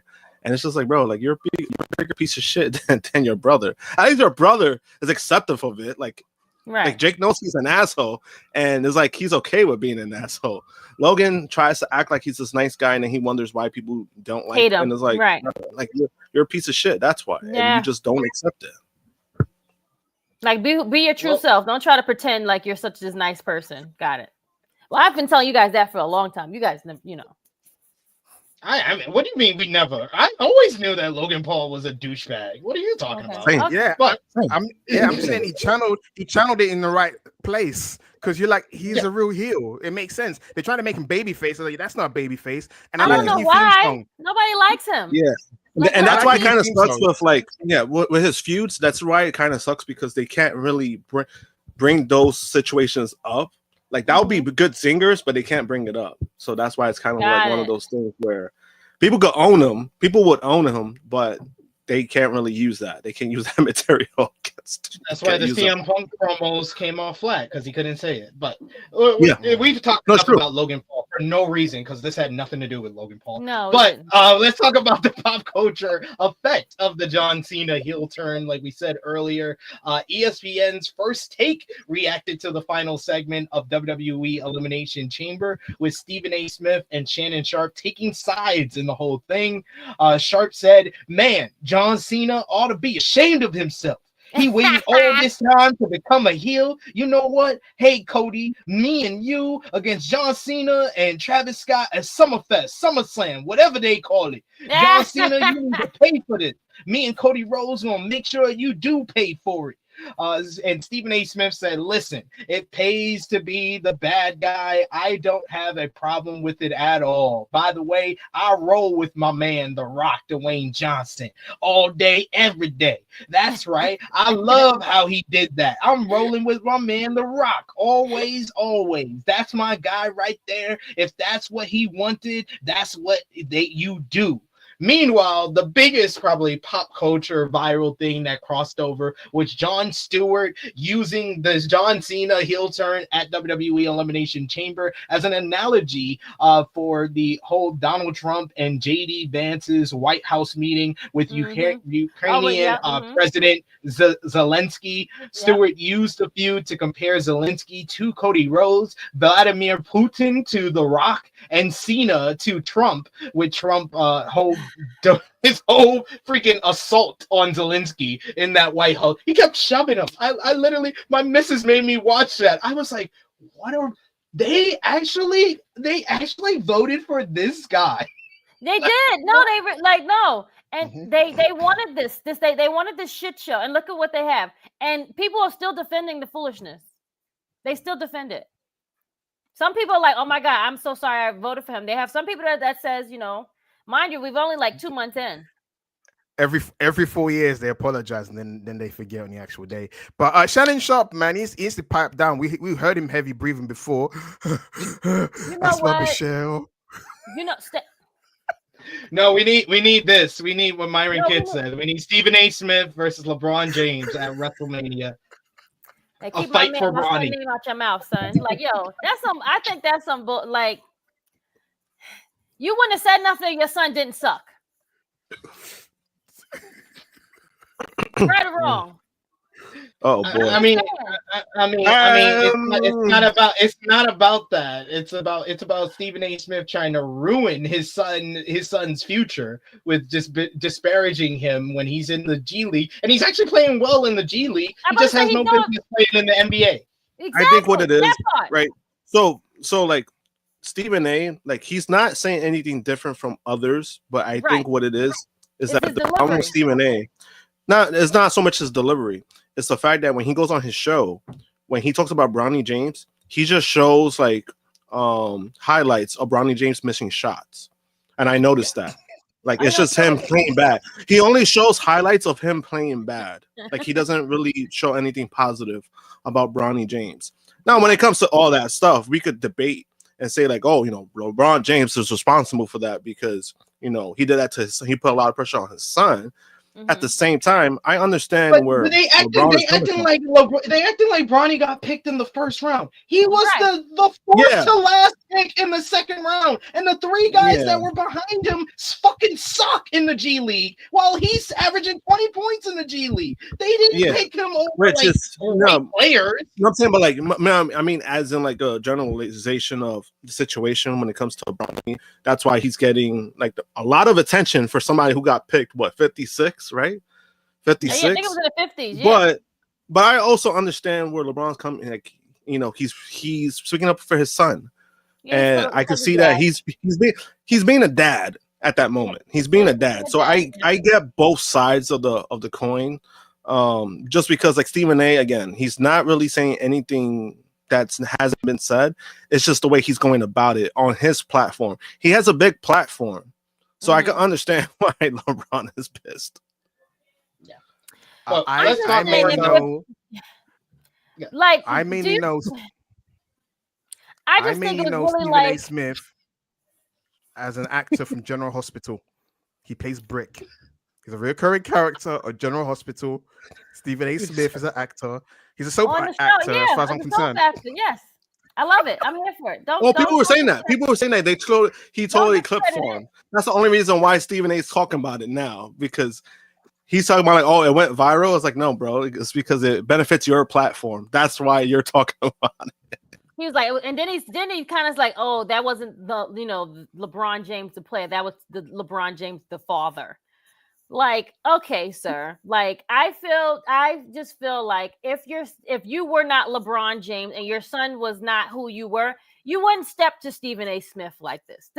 And you're mad because you. But he is. Can I finish my statement? Go ahead. I'm just saying, but he is LeBron James. He is. But what I'm saying is, you push for your son to go into this league. I don't think your son wanted to go right away. He didn't even finish college all the way. You wanted to play with your son so damn bad. Granted. And you did all of this. Now when people talk about your son, it's a problem. You did this. It's your fault. You should take blame for this. Look in the mirror. It's your fault. No one else's fault. Now you want to step to Stephen A. Smith. Don't keep your name. You want to do a Will Smith. Keep my son name out your fucking mouth. No, nigga, tell your son to play fucking better. But he's not going in on Bronny to go in on Bronny. He's going in on Bronny to go in on LeBron. That's the issue. If that's what Bron was trying to address, is that he's telling Stephen A., if you have a problem with me, deal with me. Talk about me. Talk about all the things that I did bad. Why are you picking on my son? Had an issue with LeBron James. He gives LeBron James his credit all the time. No, he always comes. Krssi Luv Stephen A. No, I'm just saying, don't get the little guy to talk about your son. Yes, I will fight someone that talk about my son too. Yes, granted. However, your son wasn't playing well.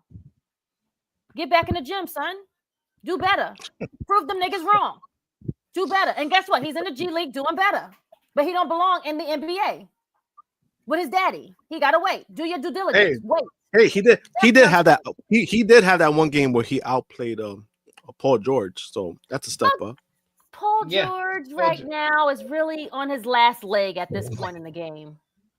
Let's just be honest. Like he's going on a hiatus from his podcast, so he's going to focus. Set. I do want to say Stephen A needs to grow a son. Stephen A needs to grow a son so we can make fun of his son. Yeah, Stephen A needs to get married or something. Well, I think he has kids. He has a daughter. He has a daughter. Does he? Yeah, he doesn't have a son. Does that child acknowledge him? Yeah, he needs to grow a son for. I don't know. I never see him. I don't see him around anywhere. But final note on the John Cena heel turn, which started this whole diatribe. Seth, I'll start with you. Do you think John Cena needs to win at WrestleMania 41 and get number 17 to follow up from this heel turn? He doesn't need it, but in order to change the monotony that we've been going through, like I love Cody's title reign. It's a shame that it's starting to get more interesting now as we're coming probably to the twilight or to the end of his title reign, because it's the first time, even though The Rock is a part of the storyline, it doesn't feel bloodline related. It's for the first time, it feels like Cody is the guy, he's the main character. It's no longer, when Roman comes back, let's see. Right now, no offense to, our tribal chief, he can miss a WrestleMania and I wouldn't cry about it. You know what I'm saying? Wrestling's so hot. Cody is taking the company to new heights. Rock's got that renewed vigor because there's that Cody effect. And now John Cena's feeding the Cody effect. To answer your question, I would like to see it. Because it'll change. It'll be like a few months reign to SummerSlam, maybe. Because that's the only way. It's kind of like when he turned heel. When I use Hogan as a template, an analogy, or even Austin, when they turned heel because they had a title. And the fact, the rumor has it, he was meant to turn heel at Mania. Why would you wait at Mania unless you do a Shinsuke Nakamura where he loses and you turn heel? That'll be stupid. But still, something big was meant to happen at WrestleMania. So I want it to happen because it'll change things up again. Cody's great at the chase. Cody's in passionate promo. I let you guys down, crying with his boo-boo face. I let my daughter down. I let my wife down. I let you guys down. Wham, all that kind of stuff, all that good shit. So yeah, I want to see it just for change things up. Because if he wins again, yay, he wins again. They might do a stupid thing where he drops that backlash, something like that. But you want that impact of like, what is going on? Like, tune into next night on Raw. You want that kind of excitement level. That's what I want to see. If they say cinema means that you meant to switch things up again. The villain is now caught the superhero in the dungeon or something like that. I do love the fact that Sat started off the answering the question with a no and then went around to a yes. Yes, John Cena needs to win at WrestleMania. It's simple as that. You can't do this heel turn and then have him lose at WrestleMania. That would be the equivalent of Giant beating Hulk Hogan at Hog Wild 1996. That would be the equivalent of Austin teaming up with Vince and The Rock still wins at WrestleMania 17. Like that, no, you cannot do that. That's not how this works. That's not I love Cody. I think that Cody is the guy, and I think that this will be a vehicle to make Cody an even bigger baby face. And he is gonna be the guy that you start and end the story of this boom period, of this Renaissance era of WWE. You will talk about Cody coming in 2022, and then slowly but surely things coming around, Triple H coming in charge, Vince being ousted, and how Cody was the first domino that dropped in this boom period, and how he was the face that they crowned at WrestleMania 40, and he's the guy that made a legendary The Rock, who is one of the most popular baby faces of all time, and John Cena, who is the consummate white meat baby face of all time. He made them white both meat. The white or the meat.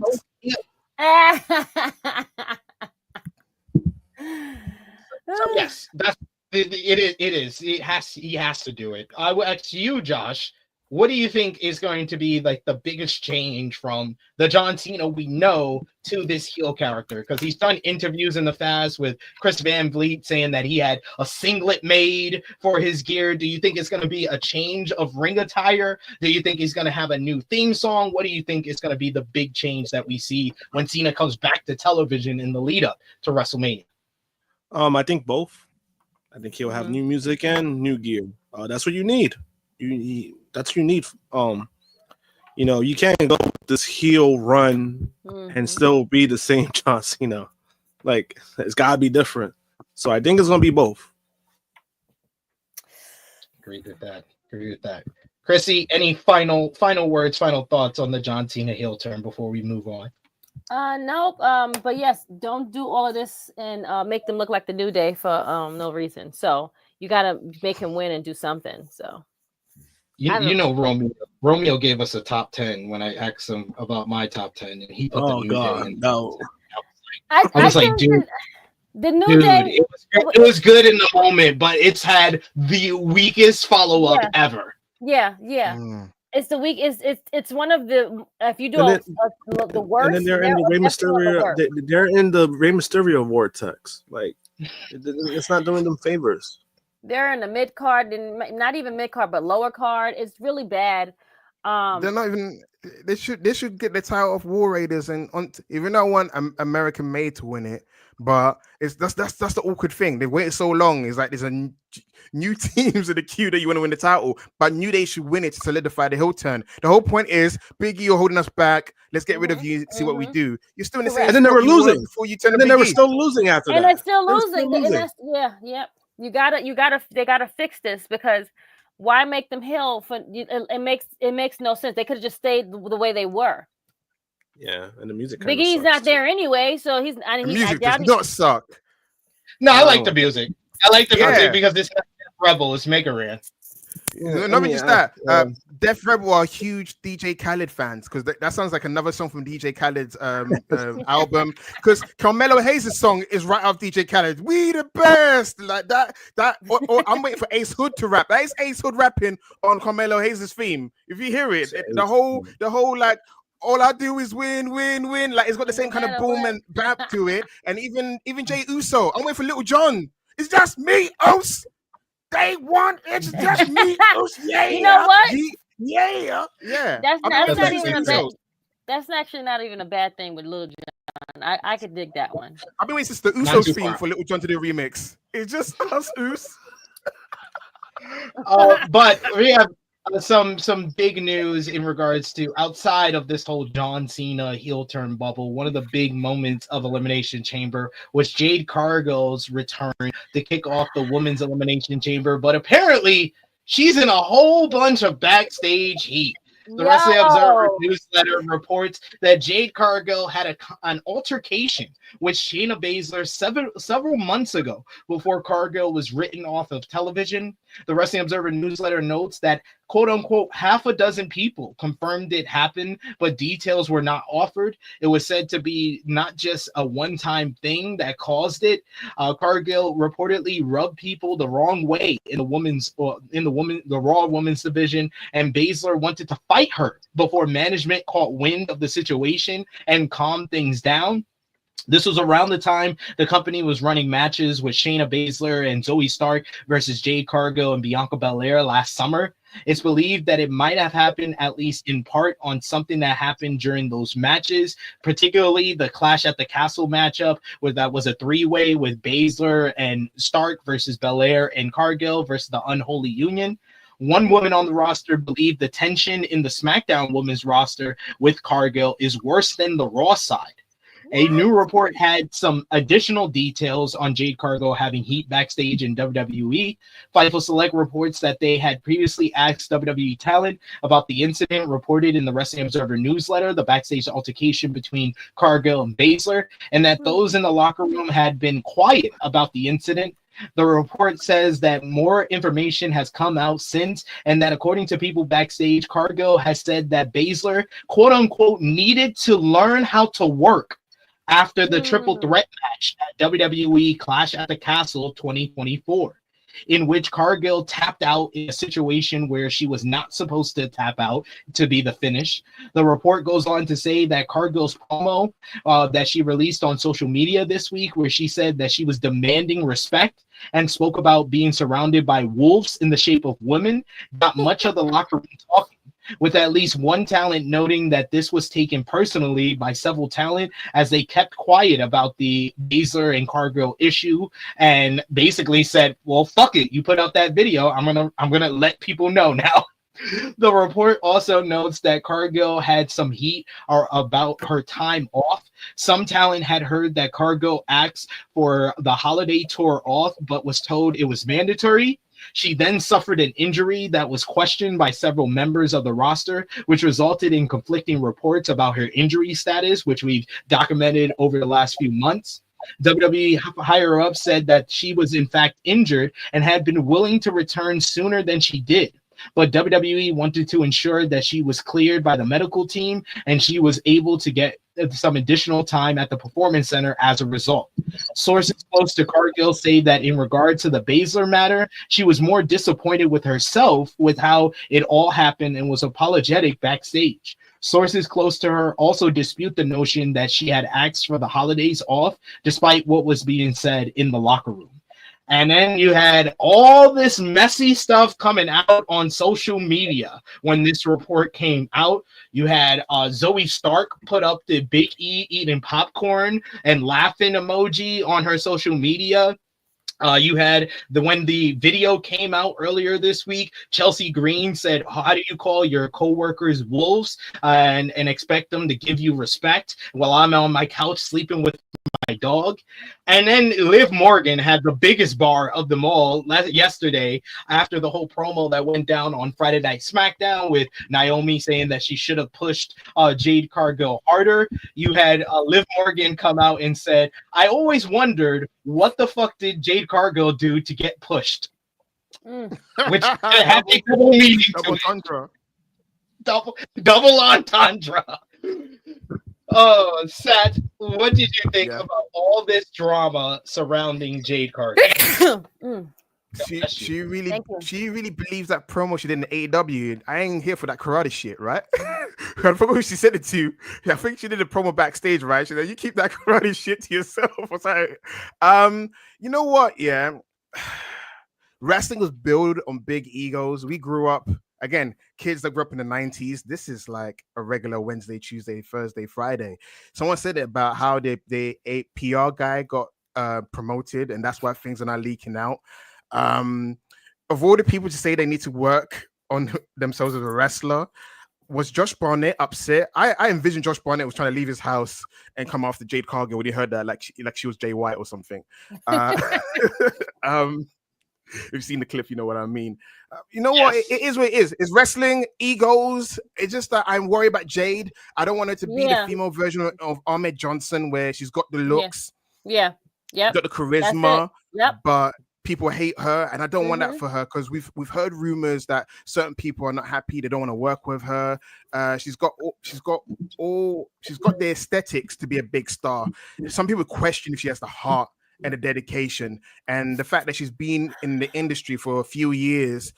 You got someone like Lash Legend, I'm gonna use an example, who's an inch taller than her, but she was way behind her when Jade started, and look where Lash is right now. It's kind of like people are picking up wrestling quicker, or they're getting it together, and I'm still giving her stickers for efforts. Yeah, because that's what I do. I'm like, whoa, she didn't botch.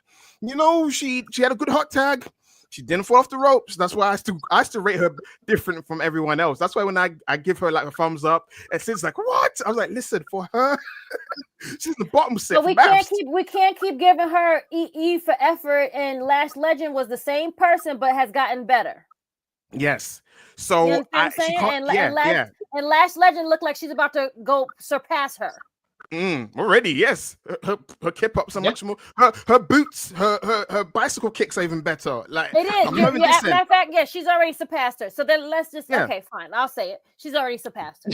So she's ready. Those tag matches show that Lash is someone that she doesn't need to be in a tag team. She was put in a tag team because at the time they're like, Lash, maybe you need Jakara to do something, and you do the hot tags. But Lash can hold her own. Yes, and there's rumors. Yes, that's a fact. Yes, we have someone to you now, and now you're better. Yes, Yeah, we're not there yet. We're going to talk about SmackDown, but yeah, I would love to see the rumored Jakara, Lash, and Naomi as a trio. We'll talk about that later. But yeah, to go back to what you're saying, it's wrestling. I hope she doesn't mess up because people saying that you don't see her go back to AEW because aesthetics. This is her last chance to make it as a wrestler. I mean, you know, she had AEW. Tony was willing to give her whatever she needed, but she went to go to WWE. And I was hoping that with WWE's regimen and structure, she would flourish there because AEW is more the Wild West. They tell you can do whatever you want to do. You can wear 2 left boots in the ring. We don't care. But in WWE, it's like, no, you wear the correct shoes so you don't trip over. So I am hoping. I want her to succeed. I want all black people to succeed. You know, I'm sorry. Like I'm invested in black people's success in wrestling, and I don't want her to be a detriment to wrestling. Please. They really hate on Mercedes, and black women get hated on weirdly. So just don't give them a reason, Jade. Now they're gonna call you Jade Hogan. And that's the sad part is like, don't let them stereotype you. Don't let them label you. And I feel like that's what these other girls are doing. They're labeling her. Maybe now. In it. It looks that way. Right. It doesn't seem like everyone is lying. Not everyone's going to say the same fucking lie. So there has to be some type of like truth to this mess.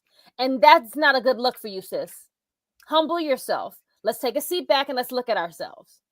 And if Chelsea of all people, because Chelsea's known as like the whistleblower bully, the whistleblower for bullies. Yeah. And that's what made me say maybe this is something that's really. Once I saw Chelsea's post, I was like, "Oh shit, this is actually some real shit." Fuck the other hoes, like, but Chelsea Green. And then Chelsea Green, she's the reason why Tessa got out. Yeah, exactly. I was like, that's immediately the reference I made. I was like, Chelsea's known for this. See Tessa in 2020. That's what I'm saying. I was like, once Chelsea gave her the little like subliminal post, I was like, damn, Jade, like. Why are you out here being angry black woman that deserves everything? And mind you, she's had this thing since she walked in the fucking door. She didn't start right away. They signed her. She's maybe worked like half of a year. She has like the Roman job, basically. Yeah.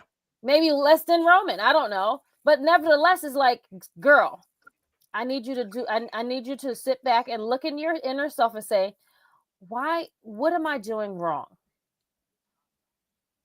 You're in a tag team and you're still making bad mistakes. Like, girl, I think we need to do better.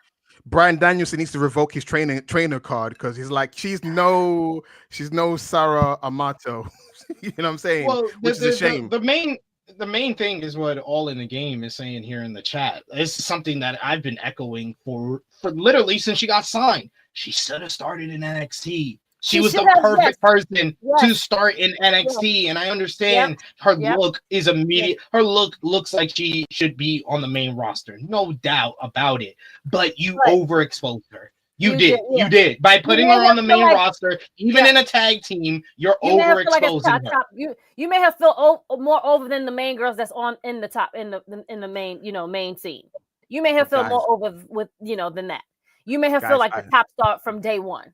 Right, granted. Just want to let you speak. I just want to say one thing. At the time when she got signed, people said that you can't sign up in NXT because the aesthetics of it. Obviously, now that we've seen things, obviously hindsight. Those people were wrong. It's quite obvious. Those people were wrong. She needed to be in the Performance Center and work on NXT. She could have been a big star for them as they made the transition over to CW. You could have put her in there. She's gonna have great matches with the likes of Roxanne and Julia and Stephanie Becker and Soruka. And you see how well these women like Jada Parker and Lola Vice are improving. And like you said, Lash Legend, Jakara Jackson, all these women are improving because they're in the Performance Center 7 days a week, and then they just have to perform one show in front of 200 people that are paid to cheer for them. Like this is why these women are getting paid to go to NXT. How can I sign up? Basically, they put these people all in a bus and they just go to NXT every week. It's the same people. That is cool. I didn't know that. Interesting. That's a great hobby too. Like, I could have sworn Jordan Grace should have been on the main roster. She's proven herself. Yeah. I think it's because of where we are with WrestleMania season. It's like, how do you introduce her as part of Chelsea's, secret harvest? What do you? I don't know, but yes. NXT should have been where she went, but at the time there was this discourse online about aesthetics, like you can't sign Jade Cargill that kind of money because apparently she got the kind of deal she wanted or whatever the BS was, and just put her in NXT. But she should be in NXT. We were happy when we saw her in NXT. It wouldn't make a difference. It wouldn't really matter what money she's making. There's been a few people who was making main roster money and they started at NXT. Jordan So Grace I don't think that would money and she's in NXT. So like I don't think that's a factor. And this is something that me and SP3 did say. We were like, she probably should start at NXT because she's still green. We all said that. Yeah, we all said that. Yeah, like she's still green. And once they put her into the main roster, I was like, all right, like that's what they want to do. But for me, it was always been.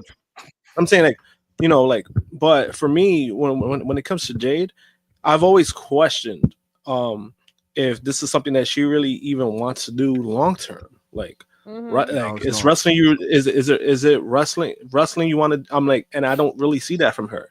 And listen, she doesn't have to do this. Like, I see it. Right. But for me, at least on the outside looking in, for me, it's always felt like that wrestling for her is like secondary. Like, yes, that's what I'm saying. As like a stepping stone, like a stepping stone for like maybe she wants to do something else. And to me, there's nothing wrong with that. There's people who do that, right? They get into the business and they find a way to do certain things to get to where they want to be at. I think wrestling wasn't like something she really wanted to do. She found an easy path to get there and she took it, right? We've seen it with when she was in AEW, how they used her compared to like in WWE. She's been overexposed in WWE. And I was kind of afraid to see that. And I'm like, fuck, like that's all you've really seen from her.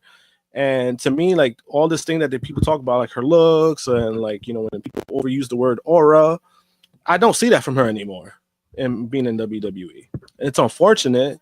I think there's a lot of factors to that, but I just don't think when it comes to the wrestling business, how there's people who are passionate about the wrestling business and you can see who's passionate, who's not.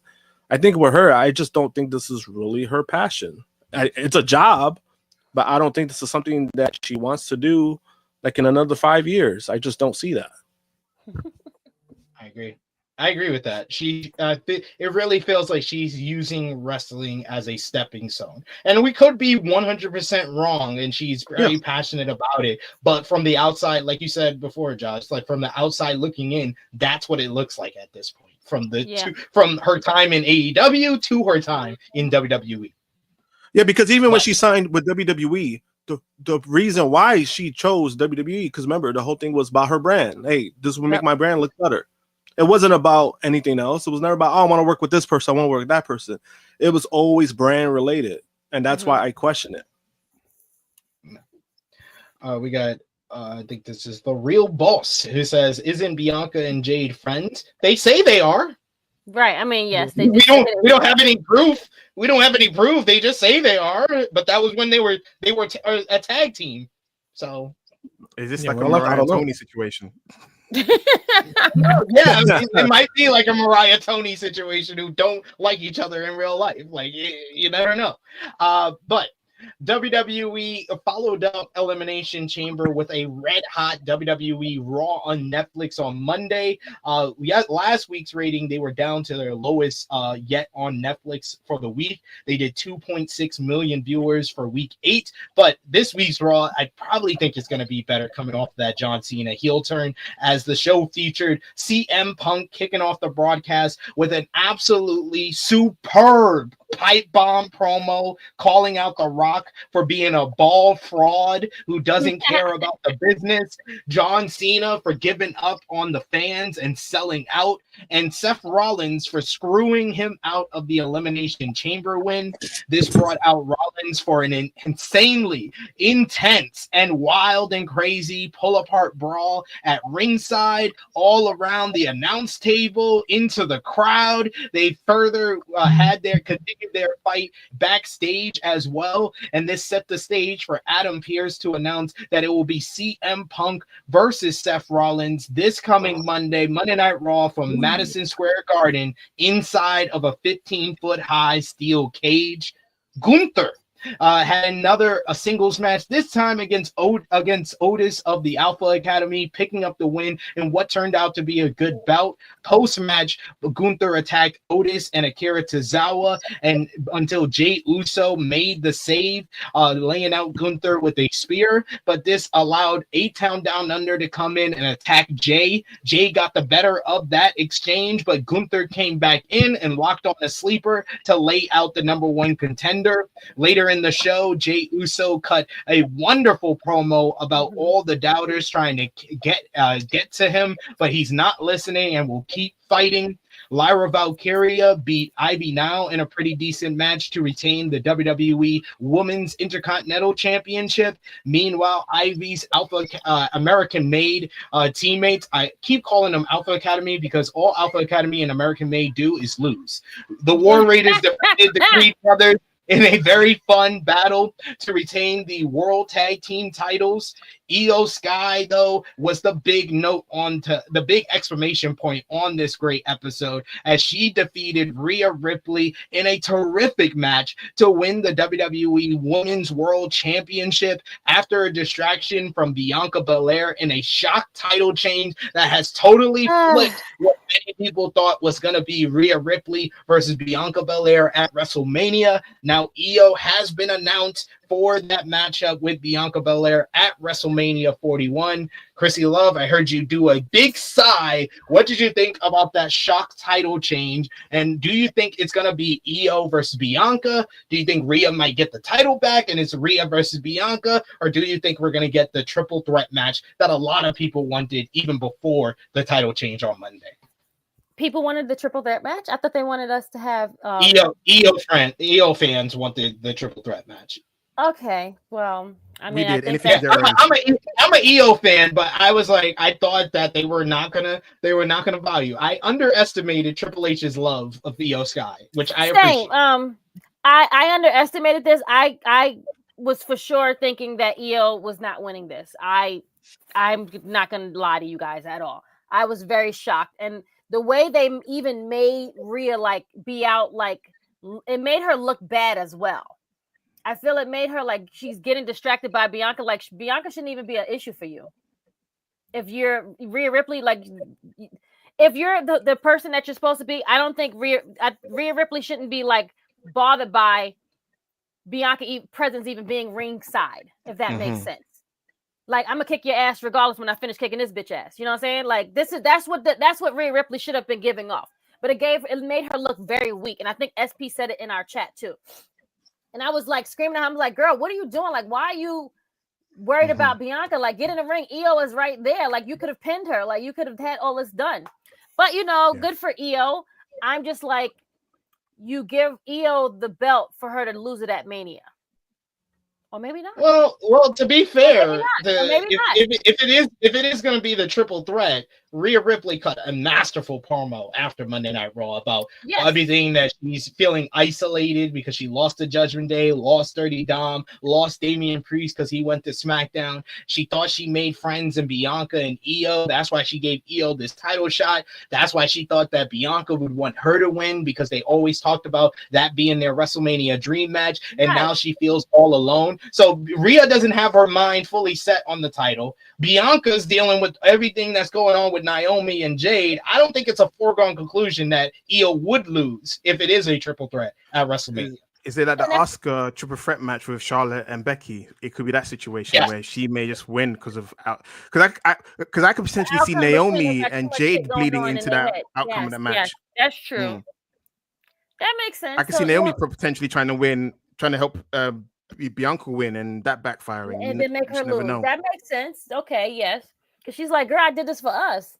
I'm like, girl, you and Jade coming out as well. It's both of them messing up her business, and then she gets dragged back into that storyline because who knows? I'm just spitballing because it looks like a foregone conclusion that Bianca's going to win, but people want it to be heel. And what's the best way to start their heel turn than her getting screwed out of Mania by her two friends? I think that the pushback against that is that you have the basically the makings of your next WrestleMania undefeated streak with Bianca. So do you want her to end? Do you want to end that now before you've even really made it a thing? that can be a draw for the company. You're right. Yeah, but that's what I'm saying. I was like, that's why I figured Io would lose within a month. And they just made her a Grand Slam champion now? Yeah, she's a Grand Slam champion in WWE and in Japan. First time ever. Good for her. That's great. So hold it for a GOAT month and then, conversation. She's the best women's wrestler in the world right now, Io Sky. So that's why I was okay with being wrong. I was wrong. I thought Rhea would win, but I was totally fine with being wrong because I love Io Sky. Sid, you weren't the only one. Sid, don't even apologize. Listen, it seemed like a foregone conclusion. It was just it's what you were a happy shock. Yeah, you know what I'm saying? Yes. Bret Hart did yes, the house show. Was though. I wasn't like mad, but I was very shockingly surprised at the outcome. And I like things like that. I like a good oh my God, I didn't see this coming. You understand what I'm saying? I like those type of outcomes. So I'm not mad at Io for winning because Io can wrestle her fucking ass off, and she has history with both women, so it can easily go as far as a good triple threat match. So it's not a bad story to lead us to Vegas. She's beating both women to win both of the titles. Right. They're not going to main event, but it's great. They should main event, man. Like if they continue going. Listen, I understand what you're saying, but Paul. I know. Paul said it himself. Paul don't see color. He doesn't see gender. He's cross-eyed. He don't see vaginas and penises.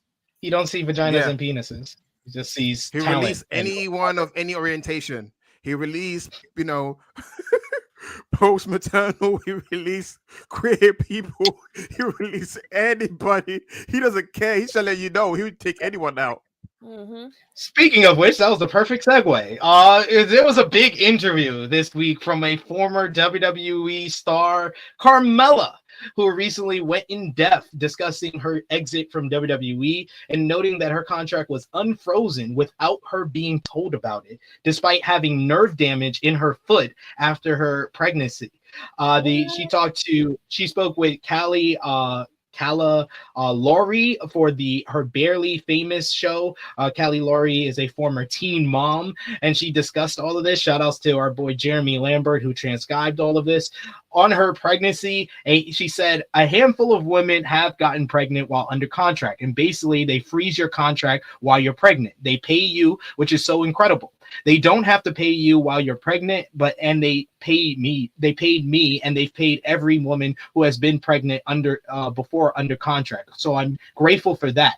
I will say I did offer to work when I was pregnant. Please, I know I can't wrestle, but let me go on the road. Let me do interviews. I'll do kickoff shows. I'll do panels. Let me contribute. Kickoff show. Why didn't I do that? I'm sorry, SB. So my bad. I'm sorry. Jesus. She says, I didn't want them to think I was cool sitting at home getting paid and not working. They were like, no, stay at home. It's fine. I stayed home, and they were really cool about it. Usually what's happened in the past with women who have been pregnant under contract is they have their baby, they recover, and every postpartum journey is so different. I don't want to speak on anyone else's recovery. Mine was obviously a lot more difficult because of the nerve damage with my foot. I let them know the day I had my son, this is what happened, and this is what's going on. On her WWE contract coming to an end, she said, when I had the nerve damage, my doctor was like, I'll just recover in like 4 to 6 weeks and you'll be fine. Now, months and months have gone by and it's not getting any better. I'm getting all of this rest, seeing specialists, and I've been in touch with WWE the entire way, telling them what was going on and everything like that. Fast forward until a few weeks ago, and I got a call saying my contract was up in 10 days. Basically, what happened was usually when you're injured, your contract is on a pause. They take however long the contract is paused, whether it's during pregnancy, postpartum, or just a regular injury, and you get in the ring and your contract is paused for a certain amount of time. Then when you go back to work, however long it was paused for, they tacked on to the end of the contract.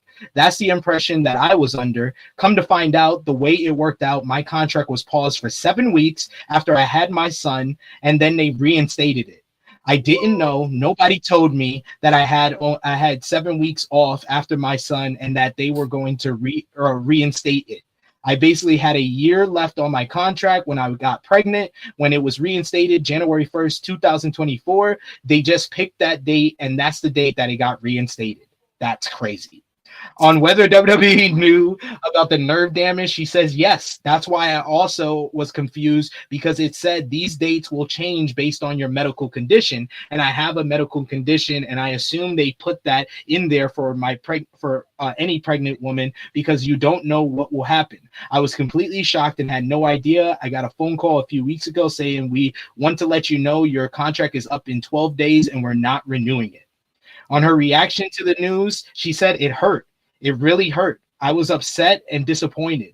They knew about my injury and I was doing everything in my power to heal and get better. The same day I got the phone call, I was at my spinal specialist and neurologist getting different tests and results and talking about options. My foot is getting better. It's just not 100% yet. The kicker is I offered to go back to work last summer. I was maybe 8 months postpartum, and I reached out to the head of everything, and I was like, I wasn't sure he knew I had nerve damage, but I laid everything out for him, and I was like, I can't wrestle, but I love to contribute any way that I can. Here is my pitch. I had an idea of working with this tag team and being a manager. Carmella is a huge personality, and I love talking on the microphone, so let me help another team out. I can't wrestle, but let me contribute.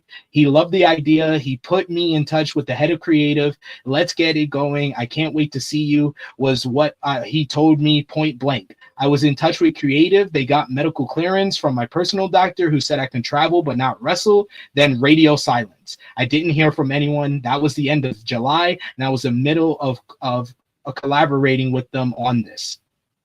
She said on being not hearing from WWE, she said ghosted, completely ghosted. It hurts because I feel I've always been a company girl and I've done whatever they needed me to do. I represent the company in a professional way and do what is asked of me. I've never gone off script or done anything like shoot or maybe I shouldn't have done. I do everything that is asked of me, and it feels like a shitty way to end a 12-year career with the company.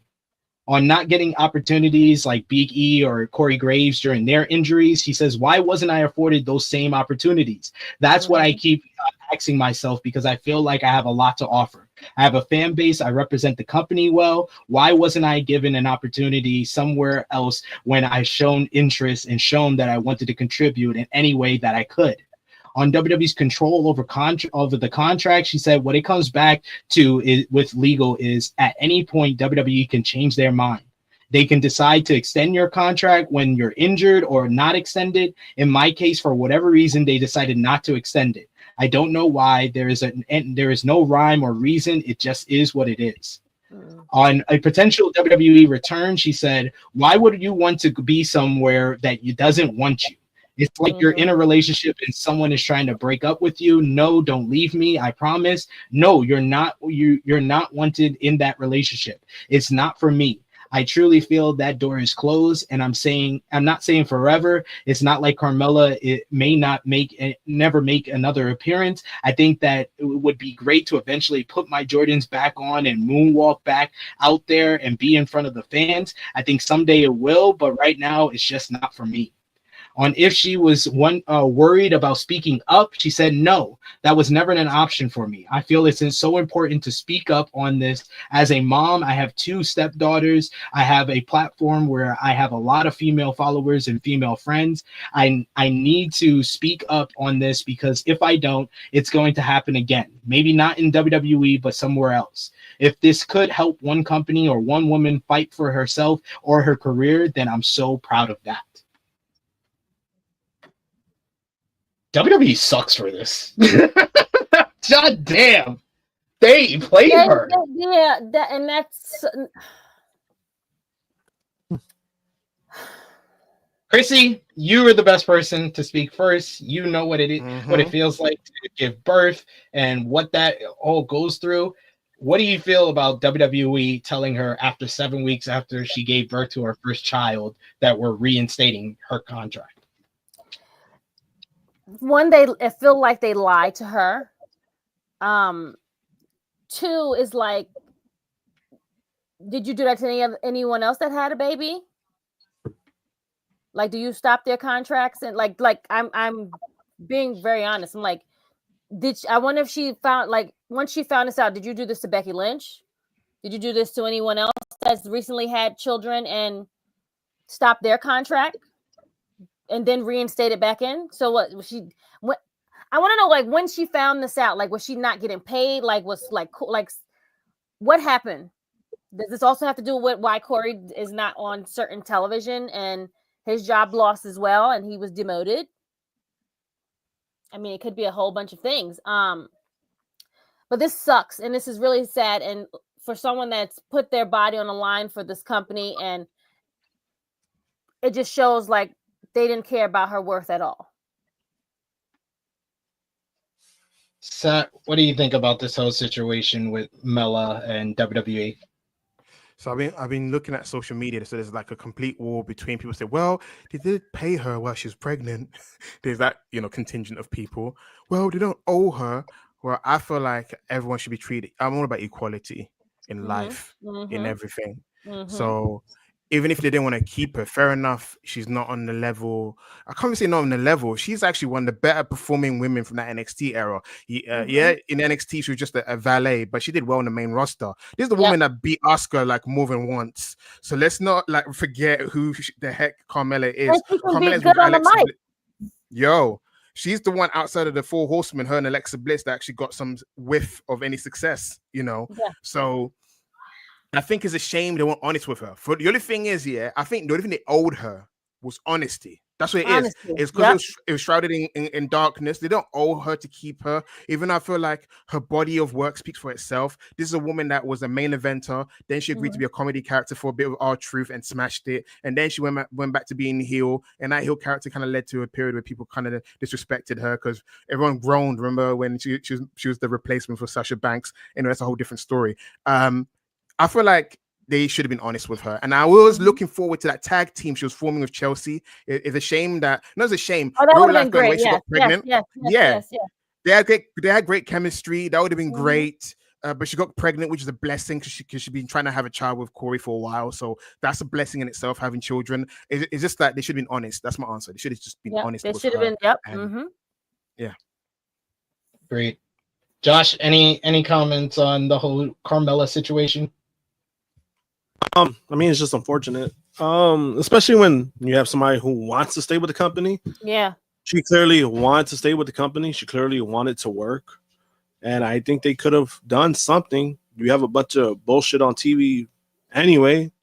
Why couldn't you just give her, if she's willing to work, she's willing to be out there, she wanted to contribute. I think that's, when you have somebody like that, I think that benefits them. That's how I see it. You want to keep people that want to be there. And when it comes to the whole like contract situation, I don't know. Like we've been seeing a lot of bullshit with WWE and their contract shit. Like anybody that's a top star, they've been getting like their deals, they've been getting their extensions, but anybody else is kind of like you hear like these stories and it's kind of like like what's going on here, especially like when it started with Dijak. Dijak wanted to stay with the company and they didn't even offer him a new deal. They didn't even offer him a new deal. Baron Corbin, who was another person who was he was a big contributor to the company in any way. They didn't want to keep him for whatever reason. Sonya Deville recently, they were in negotiations and then all of a sudden last minute they pulled the rug. So it's a lot of shit, like in regards to like, and I don't want to compare, but it's like, when we were kind of giving criticisms to TK about the whole contract situations where he was keeping people under contracts who didn't want to be there. I mean, with WWE, I think it's kind of also fair to criticize them for not re-signing people that want to be there at least, or give them a chance. I think that's fair. I think if you want, but then with the Carmella situation, it's disheartening just because if she didn't know this and they just did that under, without her knowing, I mean, it's kind of fucked up. And I hope she could see something that maybe giving her false hope. Yeah, talking to her about creative and then giving her false hope and then ghosting. And then you give her and then I think that's even worse. Like you ghost her, like where you again, like, oh hey, yeah, I love this idea. It's like we can't wait to see you again, and then you don't see her again, and then you find out like, oh, her contract is coming up. Like imagine how she felt about that. Oh, your contract is up in 10 days, not knowing the situation, not knowing that was happening. I mean, it's disheartening, and I think for any company that does that, I mean, you know, even if you love the company, they deserve valid criticism when it comes to that. Yep, I agree. Yep. Quick fire notes before we get to last night SmackDown. CM Punk told Becky Lynch to come get your man on WWE Raw, and Lynch posted a then deleted response to him. Monday's promo with Seth Rollins on Monday's Raw. This is so stupid. Saw him call out for Lynch to get her man, and Lynch had a brief reply on Twitter and posted the segment by retweeting a post showing pics of CM Punk and Roxanne Perez wearing similar themed gear from their respective Elimination Chamber matches. She says, catching up on Raw, I don't think I'm the one who needs to come get my man. That post was then deleted soon after, so I don't think it's building to Becky Lynch versus AJ Lee. That's all I have to say. I mean, probably so, but don't insinuate something's happening at my house that like you like. No. Becky basically told him what Brittany told Dylan on Traders. Don't come for me unless I call for you. WWE. He's done it several times. Yep. He's mentioned Becky several times. So. WWE announced on that's Raw dirty Phil, though. Phil, that's just dirty Phil being dirty Phil. Come on. Dirty Phil better not fuck with Twitter finger Becky, though. That's the wrong person to fuck with. It's the first time he did it to himself. I know some people didn't like the tweet, but fuck it. He did it to himself. That's his fault. He did it to himself. Okay. And then for a guy like I don't want to be that guy, but for a guy that's big on not wanting to have kids, he's big on acting like he's got kids, if you know what I mean. I never see someone that's so keen on being a mentor if they don't want to have kids real life. Anyway, everyone's biological system is different, everyone's decision is different. You don't have to have kids, blah blah. But it's very much anyway. He's big on playing. It's big on playing. Oh, those are my kids. But anyway, yes. Yes, you don't know the first thing about being a father. I said it, Phil. WWE announced on Raw that Sami Zayn would be out indefinitely due to Kevin Owens injuring his neck at WWE Elimination Chamber. The Wrestling Observer newsletter reports that Zayn is not actually hurt. Obviously, his hiatus is all an angle to put more heat on Owens. The angle also wasn't done because Sami Zayn needed time off, and he could return at any time. While the indefinitely part of this would suggest he won't wrestle at WrestleMania, he could still be involved in the finish for the planned Kevin Owens versus Randy Orton matchup at the show. And speaking of WrestleMania, the last time Stone Cold Steve Austin appeared for WWE was WrestleMania 38 when he beat Kevin Owens on night one. In an interview with the Shamu, Austin said that he has not been in contact about appearing at WrestleMania 41 in Las Vegas. He said, I haven't been in contact with anybody, so I guess anything can happen, but I'm here to run the Mint 400, and that's what my sights are on. I'm not looking to Mania. I'm looking to the Mint 400, and I've got a brand new knee. It's my first race back, and I'm gonna go out there and kick ass to see if I can do it as well as I can. So we'll see if Stone Cold makes his return at WrestleMania. For now, it's a no. But Friday Night SmackDown was last night, a follow-up to Elimination Chamber and Raw on Netflix, and the show featured Cody Rhodes sporting that black eye that we saw earlier. He came out to address John Cena's heel turn and how he always looked up to him, but now he finally gave up on himself and the fans. Cody just wants to know why Cena did what he did and knows it will be very well said when he explains his actions, and all the catchphrase like fine speech will be said, but if Cena wants some, he can get some. Meanwhile, another person addressed John Cena, Randy Orton, saying that he spent 20 plus years on top talking about Cena, and now he became the Rock's bottom. Orton then addressed Kevin Owens and how he will punch him in the head when he sees him again. LA Knight defeated Shinsuke Nakamura to regain the United States Championship in the main event, while Drew McIntyre kicked off the show attacking Damian Priest backstage after he pinned Drew in the Elimination Chamber. Later in the show, McIntyre got revenge on Jimmy Uso for his loss a couple of weeks back. Post-match, Priest came out to attack Drew, and then we had a big brawl between the two men. Braun Strowman versus Solo Sikoa went to a no contest after interference from Tama Tonga and then Jacob Fatu. A post-match brawl between Strowman and Fatu ended with Braun delivering a huge chokeslam to Jacob through a table in the crowd. Tiffany Stratton picked up another victory over Piper Niven this time in the opener to the show. Post-match, Charlotte Flair attacked Stratton and locked on the figure 8 to absolutely no heat at all. I don't think the fans care that much. Chelsea Green defeated Michin in a pretty fun street fight to retain the Women's United States Championship, thanks to interference from returning Alba Fire. Pretty Deadly beat the Motor City Machine Guns and Los Garza to become the #1 contenders for the WWE Tag Team Championships. Street Profits will verse DIY for the titles next week. And finally, Bianca Belair called out Naomi to the ring to ask her if she attacked Jade Cargill. Naomi didn't answer and instead explained that she never liked Cargill, feeling that she was riding the coattails of Bianca. Belair pleaded with Naomi to answer the question when she admitted that yes, she attacked Jade in an emotional promo where she cried actual tears, causing Bianca to cry as well.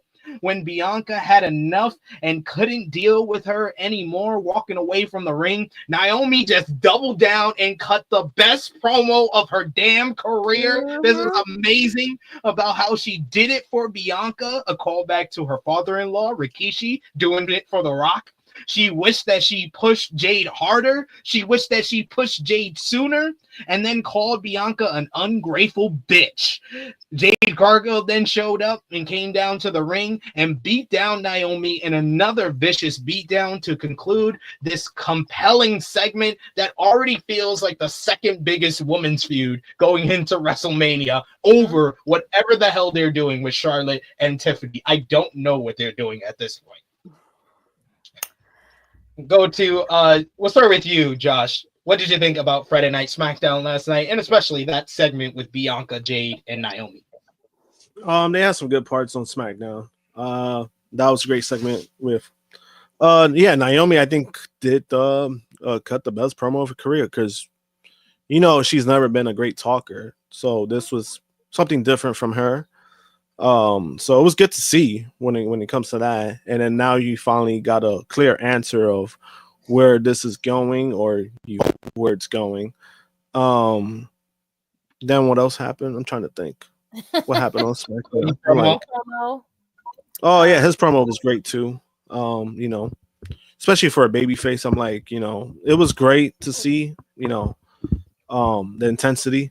That's what I really wanted to see, like how he was gonna come back from that, sporting that fake black eye he got, and then the main. I mean, I didn't bother with the main event. I'm gonna be totally honest. LA Knight and Shinsuke, I didn't need to see that. You missed out, man. LA Knight won. LA Knight won, and he's no closer to where he wants to be at in the company. So that's all I got from that. Sat, you were a lot more positive on LA Knight becoming a 2-time United States champion. Did you like the match? Yeah. Listen, this is no joke. Shinsuke did a scorpion kick. He was going for that reverse suplex, the one he injured Cena with on the top rope, but LA Knight didn't get the memo, so he just did a back suplex. Shinsuke was trying in that match. It was actually better than the Survivor Series match, so I'm not down for Shinsuke slander. As far as I'm concerned, everything he did in Japan, he deserves a vacation. Whoever books him, you act like he's had enough vacations. He's had enough vacations. I'm not hearing that. He's had enough. He's had enough. He's had enough, and I don't need to see him. Whoever books him, whoever books him is behind this. I don't know if Road Dogg got this weird obsession of give Shinsuke the title, and the title has to rest there. He's not booking himself. If he was wrestling every single week, that'd be great. You're acting like he's got creative control. My guy got given the title for Noah. Get him off my screen. Keep him off my screen. Keep him off my screen. I'm happy to have him. Keep him off my screen. Even his entrance scares my daughter. He can stay out. He can stay out. Nobody cheers for him. Nobody. He gets zero reaction. Triple H, he gets zero reaction. That's because Triple H. You know what? I don't need to see him. I think Bruce Pritchard did this. Finally, a stereotypical Japanese gimmick for Shinsuke Nakamura. Because what got him over in the first place was he's not stereotypical. The guy is his own thing. But in the end, let's be real. He's done all he can do in WWE without being world champion. If they're not going to give him the world title, they might as well let him go to Noah or to New Japan Strong, since he likes being in the States. Because it is true. He's passing stuff by day. He's passing stuff by. But people are acting like they're offended. He didn't take anyone's money. Listen, they booked him the way they booked him. If I didn't win the world title, I'd be like, yo, fine. I don't win the world title. Sure, give me the title and don't. No, I'm just saying he's a waste of time. That's it. He's not. That's all I'm saying. He's not. It's the booking. It's Booker. He's not a waste of time. I don't need to see him. How long was he champion? How long was he champion? And how many times he defended it? I don't need to see it again. I don't need to see it again. I don't need to see it again. It's I don't care. I don't need to see it again. I don't need to see it again. Who cares? I don't mind. Who cares? I don't mind. What time is the vacation? He's had enough vacations. He can have another one. He can leave. You know what it is as well, Sid? I think this way it is. They're missing a main roster Japanese guy just to put him with. That's what it is. Yeah. Usually a wrestler gets to that point where he becomes a tag team guy. So they're missing that Japanese wrestler. They should get that guy that's from Noah and NXT, just put him there just to give him to do something. SmackDown was fine because it was a 3-hour show. It's diluted. Naomi's segment was great. When you say Naomi's never been a talker, I'm like, what? Naomi's always been eloquent. It's just she's never been given any material. So it's just like feel the glow. But when you actually give extended time on the microphone, when she lost her first there was a period of time where she was rough on the mic. Let's call it like it is. There was she was good. She was good in TNA. She was good as TNA. She was better in TNA. Great. She was better. She was better as Trinity. She was better as Trinity. I give you that much. I just remember when she lost her women's title and she went through that campaign of winning it back at WrestleMania, wherever it was. She can cut an impassioned speech, but most of the time, she got flanderized. They flanderized her. Even when she came back, it wasn't fully fleshed, but she got flanderized. I mean, you dance, that's absolutely right. They never gave her any material to actually work with. They never really did. Yeah, they flanderized her. That's the point he's trying to make. Yeah. I mean, it wasn't good, and that's the point I'm just making. It wasn't good, no matter what. It wasn't good. But if they never give her any material, how can it be good? That's what he's trying to say. They never gave her a chance. They never gave her a chance until now. I was worried she was going to be the Black Natalia. And because I've been following her career since she had the surname Knight, Naomi Knight in FCW. She used to wrestle for the Queen of FCW. That's how far I go back with my fandom with Naomi. She was called the female Shelton Benjamin, and then she did great in NXT. That match she had with AJ Lee opened a lot of people's eyes because a lot of people didn't really care for her like that. And I was like, that's Naomi Knight, former NBA cheerleader. I've been following this woman since FCW. I've been rocking with her since she was the Funkadactyls. I've been rocking with her since she was Slayomi. I was rocking with her since she was Team Bad. I've been rocking with her since she was feeling the glow. She's someone I knew that as a babyface, she's likable in real life. But I knew her heel stuff has been forgotten because she hasn't been a heel in 10 years. She's a great heel when given the opportunity. So I'm excited. Kind of like John Cena. When you're one note in people's mind, if you're doing the same thing for 10 years, people have you fucked up. Now I'm happy that she finally can do something. She's been given meaty material. She's never been given a story in her life, something that's worthy. And now she's been given an opportunity. She knocked it out of the park. Her and Bianca, I was going to say Bianchi, her and Bianca, they killed it on the microphone. It sounded like I was watching even though Tyler Perry is known for having OTT melodrama, but it was something like out of a black BET film. I felt the emotion, and I felt the passion, and I'm with Naomi. I've been one of the people that didn't think Bianca did it. I was like, since Naomi's come back, she struggled as a singles wrestler. All of her opportunities, she's been blowing it, and she's the only one that gained out the tag team. Like you said, whose fault is that? The damn bookers, not her, and no fault of hers. Exactly. I didn't understand. Scammed her and brought her back from TNA, and they have not done anything of relevance with her till now, and it still doesn't even have a freaking title in the picture. I really feel like the people that thought it was Bianca or thought it should have been Bianca did not actually watch the angle. Right. Like it would have not made zero fucking sense if it was Bianca.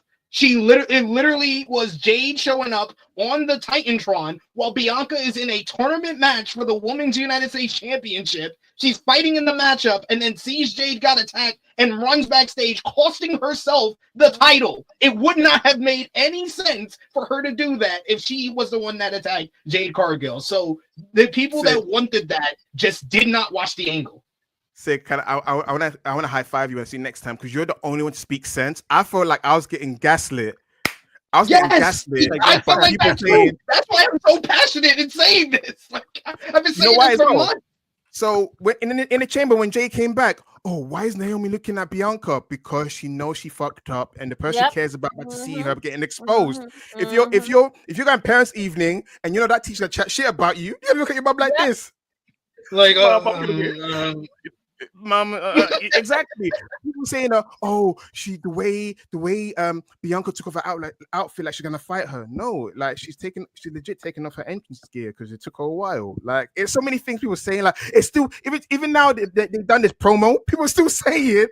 But there's more to the story. Yeah, there's more to the story where Naomi will break it down. Yeah, I did it for me as well. Yes, I did it for Bianca, but I did it for me because this woman come out of nowhere. Because I kept saying to a friend Phil from Grap City, we were DMing each other. I was like, dude, did you know that when Naomi came back, who eliminated her at the Rumble? Jade did. That was a comeback Rumble. Jade eliminated her. In Naomi's first return at WrestleMania, who did she share the spotlight with? Jade. Yes. Oh my God. Yes. What title did Naomi have before she walked out of the company? The WWE Women's Tag Team titles, and had to watch her friends hold the titles that she never lost. Bingo. I was saying that to him. Yes. Thank you. As I kept saying to people, Naomi's the only one that's benefited from Jade not being around because now she's got an opportunity. She's winning matches now. She's a tag team champion. Because before that, it was like, poor Naomi. Oh, she could be Nia Jax. She could be Nia Jax. Yes, poor Naomi. Lost the United States, qualifier. She was losing left, right, and center. She became Bailey's buddy. She's like, maybe Bailey can help me win the tag titles. Because it looked like for a bit, it was going to be Bailey and Naomi going to challenge for the title, and it never happened, which is weird. But in terms of that segment, I hope that raises Naomi's stock. I don't want to see a squash match, knowing them, because the way that, because as far as I'm concerned, Jade's taken her out twice. Might as well not do the match, do the Triple H and Sheamus thing, just ignore it. But yeah, you should probably just have them like you said earlier, get them involved in the triple threat, like run in if they want to be part of WrestleMania. I know, but listen, as much as I defend Damian Priest and Drew, if Damian Priest and Drew was on WrestleMania, that match can be on WrestleMania. That's true. That's true. Don't give me because I don't want to see that either. I really don't give a shit about Damian Priest. Yeah, I'm really not interested. I'm sorry. Wait, he's actually defending. I'm not sorry. That feels more lit. I defended it because I'm like, listen, Drew. Listen, I wrestling's a business. As much as we're fans, wrestling's a business. They both performed really well last year, so they both should be on the main stage. It's unfortunate they're putting them two together, even though they're trying to build a storyline out of the fact that yes, Drew did lose the title from Damian, so they're trying to hook that as some sort of meat. That's like the only piece of flesh left on the bone. So you're trying to make a meal out of it. You're like, this little fleck of flesh. It's just like nobody gives a fuck about. Little fleck of flesh. But I'm gonna wrap it up. But my highlight for me was the match between Michin and Chelsea Green. They put it all out. They had a great match together, and then we saw Albert Fire debut as the new Slagent A.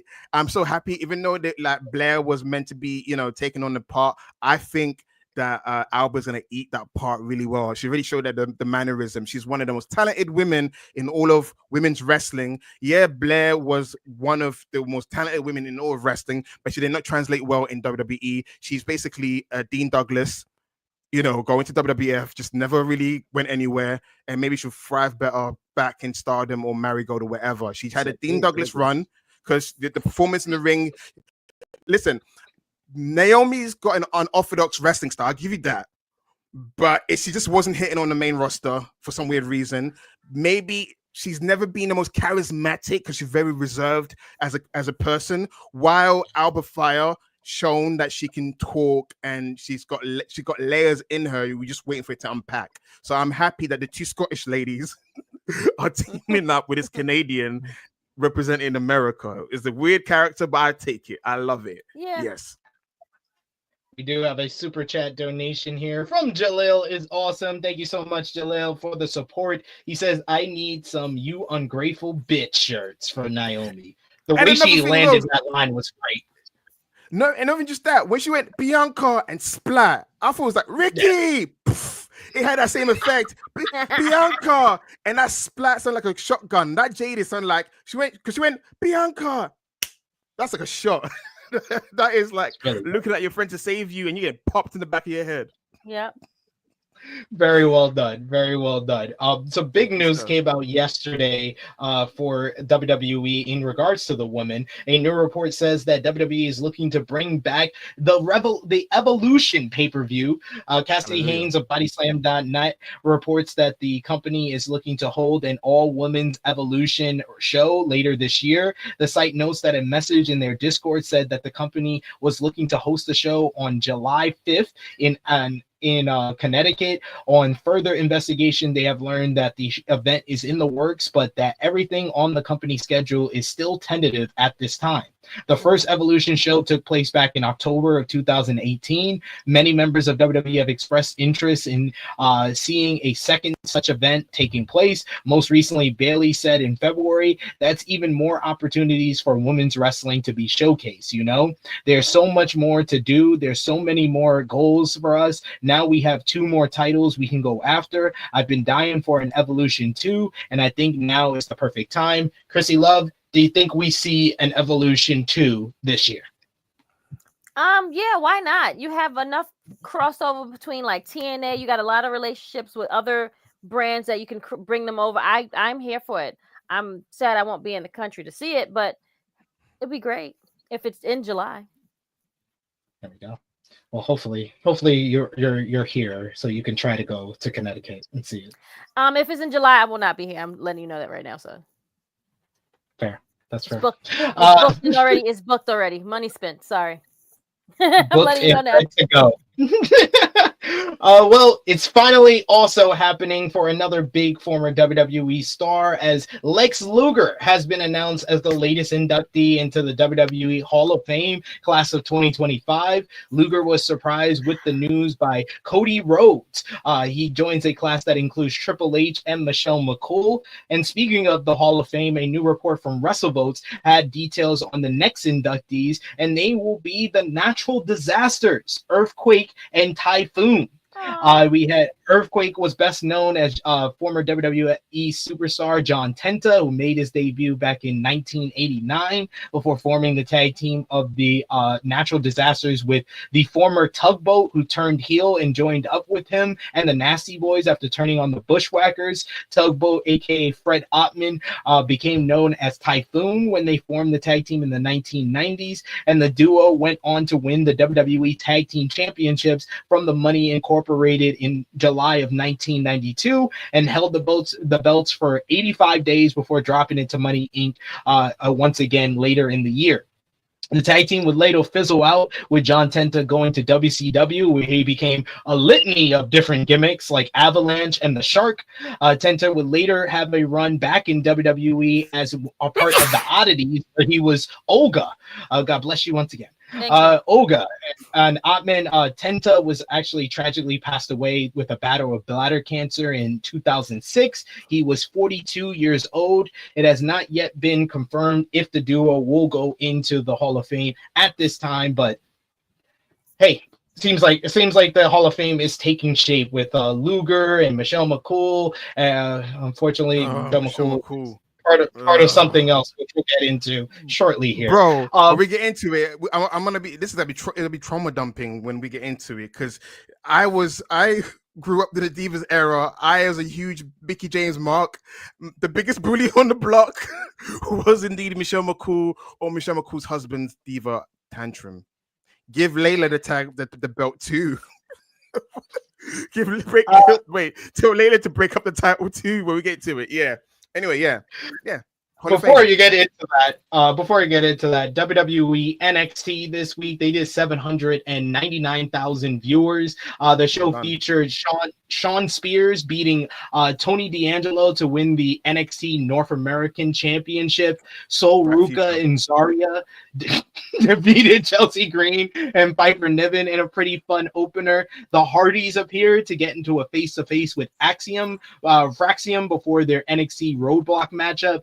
Jordan Grace beat Cora Jade via referee stoppage after an apparent head injury for Cora, while Jada Parker picked up a victory over Kalani Jordan in a very good matchup. And we saw the premiere episode of WWE Evolve this week, which featured Cappuccino Jones, Sean Legacy, and Jack Cartwheel defeating Jackson Drake and Swipe Right in a fun trios main event.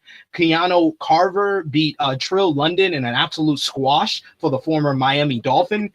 And Kendall Gray and Carly Bright defeated Danny Palmer and Callie Armstrong in a decent opener. But like we said earlier, we had some news in regards to Michelle McCool. A&E renewed WWE LFG this week for a second season, which included the announcement that Michelle McCool would be among the legends coaching the talent. This means that she will replace Mickie James, who is a coach during season 1. Fightful Select reports that while it's unknown why James was removed from the show, there are more details on why Michelle McCool was added. Sources close to A&E's. Mark Calloway's the bitch, not Michelle McCool. Fuck that bitch, Mark Calloway. And I thought I could stand Michelle McCool. I'm so happy. I'm like just living right now. I'm loving this. Go ahead, Stack. Go ahead and finish. Sources close to A&E production said that The Undertaker was a big reason why Michelle McCool joined the show. He was open to staying on board if his wife was also part of the show. So she was hired to replace Mickie James. All over again. However, there's been no word that The Undertaker specifically wanted James gone or wanted McCool to replace her. The word is that he simply wanted Michelle McCool involved with the show. You wanted to go to work with your wife. He must have saw that little blonde chick, and he's like, Mark, I'm not having you around her. Yes, ma'am. Yeah, you're damn right, ma'am. You're right. Damn. Oh shit. My wife can come over here and work some stuff. Mickie James, who was taught how to wrestle by Dory Funk Jr., wrestled on the Indies, being around Seattle, traveled to NWA, TNA, wrestled in all the international countries. You can learn a lot from her. What am I going to learn from Michelle McCool? How to get my husband to politic me for matches, how to take AJ Styles finishes, how to politic to share a title with another talented woman. Huh? What's she gonna teach me? You know what I'm saying? She's gonna teach me half-baked stuff that she got taught, and she wasn't particularly great. She was passable. She was someone like, oh, you're better than what you were before. But Mickie James, she's got wealth of knowledge. I'm learning from Dory Funk. She's a funking dojo, funking conservatory graduate. She's one of the best women's wrestlers. When people had it fucked up, she had a great match with Asuka to remind you she's about that life. It's just that she was filled with mediocre women that couldn't go like her. When you give a woman that can go, she can go. The disrespect of Mickie James has been ridiculous. I've been growing up my whole life watching her get disrespected. I was 19 years old, 20 years old, watching her get Piggy James. I'm like, that girl's nice. What are you Piggy James? She's nice. She is the perfect. You know what I'm saying? You know what I'm saying? She is. She's nice almond milk. You know what I'm saying? And then you have this woman, proto Charlotte Flair. You think Charlotte Flair's bad? I was living through this Michelle McCool run of terror. When she retired, listen, when she retired, I cheered like there was no tomorrow. I was like, is she retired? I was getting ready to like be done with 10 years of like her reign of terror. When she retired, I was like, Thank you, God. There is a God. Listen, I need a God. I don't want to discredit like what those women did during that time because they didn't really get to do much during that time. However, I'm not going to say someone was a good wrestler because they weren't.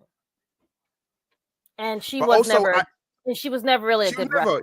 She was passable, but the reason why I'm upset is I've been watching the show. I actually watched the show. If I didn't watch the show, it'd be like, "Why are you passionate?" Yeah, I'm a Mickie fan. I would have said, "Yeah, I'm a Mickie fan. This sucks." But I've been watching it, and Mickie adds so much heart to it. There's so much archaic macho posturing. That's what. Bro, not even just that. She's got like the mother figure. Dancers and then make them wrestlers that didn't really want to like embody this whole like situation. Exactly, some volleyball chick. It's a volleyball chick. And then like for her to be like thrown in the Hall of Fame, I'm like, you could have picked so many other people, but like whatever. I'm not on Mickie in the Hall of Fame. Put Mickie in the Hall of Fame. That's the thing. That Mickey's not in the Hall of Fame yet is a shame. Yeah, Sid, you've been watching the show, right? Better. She's a mama bear. Like you need to watch Krssi. Watch the show. Yeah, Mickey's like one of the highlights. She's like the mama bear. Yeah, like, she is. All the rest of them nervous. You have it. Yeah, exactly. That's why I'm upset. That's why I'm like, when Michelle McCool was there, and she did training. So finishers. You need a finisher for your size. Submission. Hell's Gate, because that's the only moves I know, because I didn't get taught by anyone else. So I'm gonna tell you about Mark's move. Ask him for permission. I'd rather, if he wanted to keep his wife so badly, they'd be the Callaways, their own team. Have both of them together as co-trainers. If he so badly wants her to be there, make her an announcer, make her sometimes guest star, make her like the Sunita to his Simon Cowell. Do you know what I'm saying? Don't have her as a whole Scott flipping judge. I'm so angry because I was like, oh, finally Mickie James with Vince no longer there is finally getting her flowers. Nope, it wasn't a Vince thing. It's a company mandate. Shit on Mickie James when you can. Pretty much, she is the highlight of the show because I have to deal with the Booker T, The Undertaker, and Bully fucking Ray. Bully is the worst of them all. At least Booker makes me laugh. At least Booker is actually, you know what it is? Okay, I'll give Bully Ray one thing. Because he's a former wrestling trainer, I'll give him that. Because he's the reason why, Tama Tonga and I'm forgetting other wrestlers' names have been taught under him. He's actually had a wrestling school with Devon. Replace him with Devon, if anything. But yeah, yes, please. I'm tired of the whole. I thought Wrestlers Court was gonna come back because of all these old school ideology. And Mickie James is like the mama bear. If a wrestler's nervous with their promo, wherever it is, she's there rooting for them and stuff like that. I'm gonna miss her. It's gonna be robotic. Hey, honey. Yeah, I'll speak to Mark about this because I don't know how to answer this question.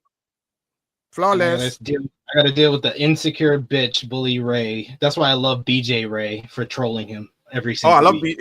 Oh, please. That's a match made in annoying hell having that BJ guy. Exactly. He's perfect because he gets under Bully's skin. But let's go on over to the converse in AEW Dynamite this week. They did 600,000 viewers on TBS, a record low though, 0.13 in the 18-49 demo. But the show was another good one as they featured Swerve Strickland and Ricochet signing the contract for their #1 contenders match at Revolution, with Ricochet unsuccessfully trying to get under Swerve's skin, only for Swerve to do that to him by referencing his ring announcer wife. This caused Ricochet trying to use the gold scissors again on Swerve, only for him to stop him and use a pair of scissors, busting him open. Later in the show, Ricochet got the last laugh as he teamed with Kazuchika Okada to pick up a victory over Swerve and Brody King in a very good tag team main event, where Ricochet pinning Swerve once again. Will Ospreay, Mark Briscoe, Orange Cassidy, and Powerhouse Hobbs beat Brian Keefe, Mark Davis, and the Murder Machines in a very fun 8-man tag team opener. Post-match, Davis applied a sleeper to Ospreay as the Murder Machines took out Briscoe, OC, and Hobbs. Then Kyle Fletcher came down to beat down Ospreay until Davis tried to stop him, only for Fletcher to demand he hit Will with a steel chair, which he did. And then finally, Fletcher delivered a brainbuster on Ospreay through a steel chair. Cope defeated Wheeler Yuta in a good bout. Post-match, Cope shook Yuta's hand to show him what respect feels like, causing be pissed with his Death Riders member. Yuta walked out from Moxley, leading to the AEW World Champion cutting a promo about being all alone now at Revolution. Later in the show, you had Jay White. He cut his own promo, basically talking about how he will be at ringside for Revolution and watch Cope win the AEW World Championship after he defeated Max Caster in about 40 seconds. That was fun, but I wouldn't trust Switchblade. I'm just warning you, Cope. Don't trust him. Megan Bayne and Penelope Ford beat Thunder Rosa and Chris Statlander. The MJF challenged Hangman Adam Page to meet him on the streets of Sacramento, only for Page to try to run him down with his truck. After a ruse with a fake Max, MJF got the better of him, kicking him in the balls, hitting the heat seeker on Hangman, and revealed his MJF did nothing wrong shirt. Knocked him out with the Dynamite Diamond Ring. MJF then mocked the fans, telling them they always like when their cowboy sets things on fire. Well, let's see what they do when he does it himself, before trying to set Hangman on fire until a dozen security guards pulled him away, with Max screaming, "Let me prove my point!" But the highlight of the entire show was, of course, timeless Toni Storm and Mariah May having an absolutely amazing sit-down interview where Mariah spit in Toni's face before cutting an unhinged promo about how Toni started all of this and ruined her life, while Toni broke down Mariah, saying that her life will dwindle to obscurity after she beats her at Revolution. And the segment ended with Renee Paquette telling both women that she prays they don't seriously get hurt, with both timeless Toni and Mariah replying, "Pray for her." Josh, what did you think about the go-home show ahead of tomorrow's Revolution? Oh shit, that is tomorrow. It's a really good one. I really enjoyed it, and I've been saying Mariah May versus Toni Storm needs to be the main event. We're not gonna get it, but that's the match I think that should main event the pay-per-view. Besides that, the stuff with Hangman and MJF was great. The stuff with Swerve signing with Swerve and Ricochet, that was fun to watch. Ricochet's been doing his best mic works ever in his life. Yeah. Ever since his heel turn. It's been good to watch. And it seems like it's not getting it's not getting stale, which I like. And the fact that it seems like the heat, he's been getting more heat each week. Like it feels like it's getting louder every time he talks. No, but besides that, it was a fun episode. Krssi, any thoughts on Dynamite this week? I enjoyed this show. Great promo between Swerve and Ricochet, Hangman and MJ. I think a good solid week for AEW. Sorry the ratings didn't show it, but I think this was a great episode. Oh my god, the promo between Mariah May and Timeless Toni. Give them another they need their own story award for this whole story. I didn't even think it was gonna go this long, and I'm still vested into it. 18 month storyline. How does this not main event the show, Tony Khan? What is he doing? We need to all bully Tony Khan over the next 24 hours to make him do. They literally did an angle at the Queen of the Ring red carpet. Right. Yes. Just what are we doing? Mox and Cope? That's because they're champs. That's why. But the girl should definitely be the ones to take over and do it. Sat, what did you think about the go home show? I thought the go home show was effective. Everyone's talking about how Ricochet has gotten better on the microphone. I think someone said it correctly. He's still the same Ricochet. how he talks and everything. It's just that instead of him trying to be cool, because no one brought him in as a cool guy. I think if he tried to talk tough, that wasn't believable. It's the fact that he's a dweeb. He's doing the dweeb stuff. That's more effective. It's kind of it's like the Kurt Angle thing, where it's you're more believable as this kind of character, and that's working. And I think because he's believing, it's not like the WWE word salad promos that he used to say. He's actually been given material that he can. I think it's believability. If they give me something I can read, it's not like AI chat GPT, written. I could probably give you something great. So that's what it is. He's doing that. So he's been effective. The fact that he won the tag team match is a nice visual pin for him because we know he's not winning the match. We know it's going to be Swerve against Moxley or Swerve against Christian because it would be like what's the word? It would be a round circle thing of Swerve. First title defense was against Christian, but who knows? Yes. Another thing that I'm thinking about: Max Caster, best wrestler alive. I love the shtick. I love the bit. It makes me laugh. This is a guy who is a geek, right? Yeah. But he's an entertaining geek. All other people should take notes from this. I'm talking about Kip Sabian. Take notes. If you're gonna be playing geek, at least be entertaining. Because I love the thing they do every single week.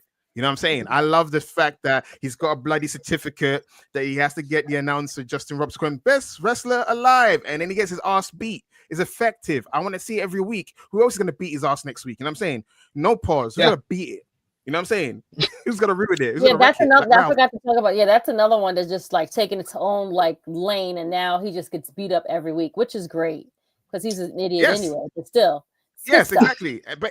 But he's a good. The thing is, he's so great at this role that I can't help because as much people are like, oh, I hate Max Caster. I'm like, but he's actually great in his role. You know, he's good. No, he's good. He's good at being this idiot. It's bad, but it's so good. Like those are the things that make you be like, damn, I didn't know I needed this. And you hate him even more. You hate him even more because you're, damn it, I'm complimenting you, you douchebag. And in terms of what can be said about Mariah and Toni that has been said already, that should be main event. But I think in my mind, Toni may have this post-match storyline for Mox and Cope. For that's why we're in this situation. But I hope the payoff is actually great because you are risking what is a surefire main event for this everything you're doing, because it could be time for Christian to cash in or Switchblade, as you are going to allude to, Sid. I'm going to stop because I don't want us to say the same thing. I'm going to let you speak. No. You can speak. You can speak because I think that Switchblade that was too much of a white meat babyface promo. I don't trust a word he said on Dynamite this week. I think that the right move if they're going to do a Switchblade heel turn though is have Cope win. And then he turns on Cope post-match because he knew that he couldn't beat Moxley with the Death Riders. He doesn't know if he could beat Cope, but he knows he could beat Christian. So he lays out Cope for Christian to win, thinking that he can challenge Christian down the line. Yep. But I also like how move away from the Death Riders. That's the main thing. Yeah, for sure. You know what it is? I think because it started off so well, I didn't want to let it go. I was like, the angle was so hot. It could have been because the mission statement is to raise young guys, and they're doing it for this rookie called Cope, who's been in the company for a year. So I think it worked. Very well done. Very well done. Very good bit of sarcasm there. We got a super chat donation from our boy Cyclops, better than Wolverine. Thank you so much, Cyclops, for the support. He says, God, family, Cope. Yes, indeed. Cope's gotta headline the show. You know, he needs to get one main event under his belt. That young rookie. But young rookie, AEW had a big exit to start the week, though. PW Insider reported that Rey Fenix had been removed from the AEW roster page, and as of Monday, he is officially a free agent. It was believed last year that Fenix would leave AEW with his brother Penta, and it is believed that he will be headed up to WWE now that he's free of his AEW deal. However, time was added to Phoenix's contract after he spent time away due to injury. However, AEW didn't use him on television, and Phoenix was vocal on social media about the situation. Those posts were later deleted. Rey Fenix officially became a free agent later on Monday, as confirmed by Fightful Select. Despite a potential contract extension due to injury time, he's now free to sign with any promotion. Sources indicate that WWE signing is imminent, with fanatics already preparing merchandise and creative teams generating ideas. This development follows a period of contractual uncertainty for Phoenix. In recent months, Phoenix hadn't been part of any significant creative plans, though he Penta, and Pac were slated for the trios titles last year before the contract issues arose.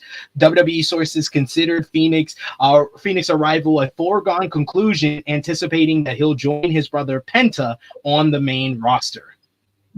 I mean, the fact that they already are coming out with merchandising like immediately when he becomes a free agent, it's very much indicating that y'all were talking to him, y'all were contract tampering. This pretty much confirms it to me. I don't know about everybody else. What do y'all think? So get your paper. Get your paper, Phoenix. Get your paper. Listen, I don't care about companies. I care about wrestlers' well-being. A wrestler in 1999 died because of a stupid stunt because the company were greedy. So I don't give a fuck about AEW, WWE. I care about the wrestlers. I care about their well-being. If he's gonna get a better, merchandise deal and money, and he's gonna get a better push, because he got pushed somewhat, but the guy accidentally won the title from Moxley. He accidentally won the title he wasn't meant to win. I mean, like Rey Fenix hasn't been. Okay, let me go back. I've been enjoying Penta as a solo star. I'm actually conflicted about this Lucha Brothers reunion because Penta's motivated. You know what happens when his brother's there? He doesn't have to do half of the work anymore. Krssi by himself.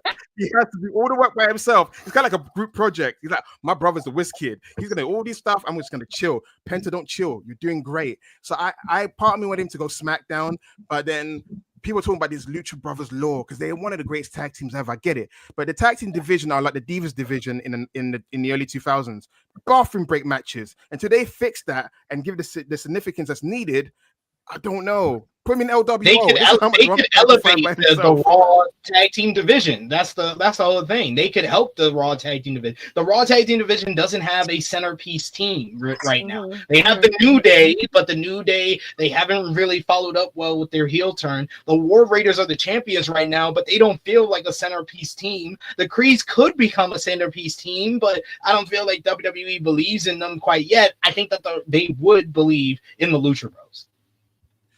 I agree with you. The thing is, had I not seen what happened to Motor City Machine Guns, I'll agree with you. But look at Motor City Machine Guns. Here's a new centerpiece tag team. No pop. Exactly. But Penta has been there for a couple of months. Maybe, that's Penta's brother. Yay. You look a bit like Mysterio. Yay. So maybe. There's hope for him. I don't know. There's hope for him. Maybe. I don't know. But I'm just saying, here's Machine Gun. Raise your fist. Yes, no pop. Raise your fist. Bang, bang. No pop. Raise your fist. To be fair, they haven't done them any favors with how they booked them either. So it is what it is. No, I agree. I'm saying that that's you can exactly be the best what. tag team in the world, but if you get booked like crap. WWE tends to do that, and WWE have told the audience for 2 decades that tag team wrestling doesn't matter. So these guys have to work extremely hard to get any type of pop. But that's not the only person. Paul Levesque said they don't belong on my 5-match structure. My 5-match. Dickhead. Expand 4-match merchant. He's going lower instead of higher. He's going lower. 4-match merchant. Oh my god. And more adverts, bro. This ain't NXT. This ain't not NXT. You got a world. You got. I think that's the Sid quote. That this is not NXT. Use your wrestling. It's not. Like, what are you doing? You're doing 6 hours of television and then doing 3.5-hour pay-per-views with 4 matches. Get the fuck out of and adverts. Bloody adverts. PWInsider.com has confirmed that Zack Knight, the brother of Saraya, is also no longer with AEW, his contract being recently expired. The brother of Saraya was 33, made notable appearances on Ring of Honor and AEW Rampage. He also gained recognition as Zack Zodiac in the UK and was depicted in the Fighting with My Family film. The Wrestling Observer newsletter reports that there are several wrestlers that are not going to be re-signed once their deals are expired, with with AEW. They noted that the only names known at this time, in addition to Zach Knight, are Abaddon and Nick Camarado. So we'll see what happens there. Meanwhile, the Young Bucks could be on their way back to AEW. They have been on hiatus from All Elite Wrestling since last year after they lost the World Tag Team titles to Private Party. However, the Wrestling Observer newsletter reports that the team was backstage at a recent episode of AEW Dynamite in California. They missed several dates in their home state already on this tour. However, there are plans being worked on for their upcoming return. An exact return date is unknown at this time. And AEW announced this week that they are heading to Amazon Prime, and Revolution will be available over on the platform. You'll still have to pay for it like a regular pay-per-view. Don't worry, it's not free, guys. Just letting you know, just in case there was any confusion. And Tony Khan talked about that's all. yes. Tony Khan talked about how AEW is changing things up creatively, and he's taking more of a solo position in the creative, on keeping a tighter rein on creative. He says, "I have really pushed back on a lot of stuff in recent months, where a large percentage of what you're seeing is being handed in by me. That is the exact same thing that I did 5 years ago, and it worked really well, really damn well. And I realized that's probably what I should do going into this Revolution." On learning that he needs to push back more, he said most of AEW's is about collaboration, and that's really one of the things that makes AEW stand out. There's been times where I've been too collaborative and just need to push back. And I think in the past couple of months, you saw that. Josh, you've been noting that AEW has gotten better. Maybe this is the reason why we're going back to what he did before Revolution 5 years ago in 2020. Just took him 5 years. Yeah. I mean, because, he was more busy, getting the team together. Sometimes if things are working, then you have to go back to that. And I feel like he's back to his comfort zone of, what he feels like what works. And you kind of been seeing that ever since that report came out. You kind of been seeing the changes with AEW, which is good to see. So nobody really can't complain that there's no stories. But you do have seen the changes the last several weeks, right? With solid shows, right? And I think, like I said before, that's what I really want from AEW. I just want consistency, consistent shows. Because there was times where we're getting like a great AEW show. It was fantastic. It was great. And then the following week, it was complete shit. So I'm kind of glad that they're staying in that course where everything's consistent, everything's good to see, and they're building up to the pay-per-views. I've loved the build to Revolution. So yeah, if this is the way they're going at it, that's fine. But if it's a situation like Cyclops saying, when things are good, Tony says he's taking control. When things are bad, he talks about his booking committee. Yeah, I do notice that is a trend of Tony as well. No, he does. But then even before this came out, remember that was the report that came out first. So this is even the first time he's even acknowledging it. So that's why I actually believe that more than anything, because we didn't know that was a thing. We actually remember there was a period of time where we thought TK was in control. Everyone was like, "Oh, he needs to do this, he needs to do that," and then it turns out like no, he was kind of not in control apparently. And then now he took it back, and now you're starting to see because even we've been talking about it for a while, like the Hangman and MJA stuff. You can tell that's TK. Like that has his fingerprints all over that. Yeah, for sure. AEW Collision last Saturday, they did 280,000 viewers. The show featured Undisputed Kingdom's Roderick Strong and Kyle O'Reilly defeating FTR in a splendid tag team opener. Kenny Omega cut a good promo going over his history with Konosuke Takeshita and leading up to their AEW international title match at Revolution. Daniel Garcia versus Adam Cole for the TNT Championship went to a no contest after a very good bout thanks to interference from Shane Taylor Promotions.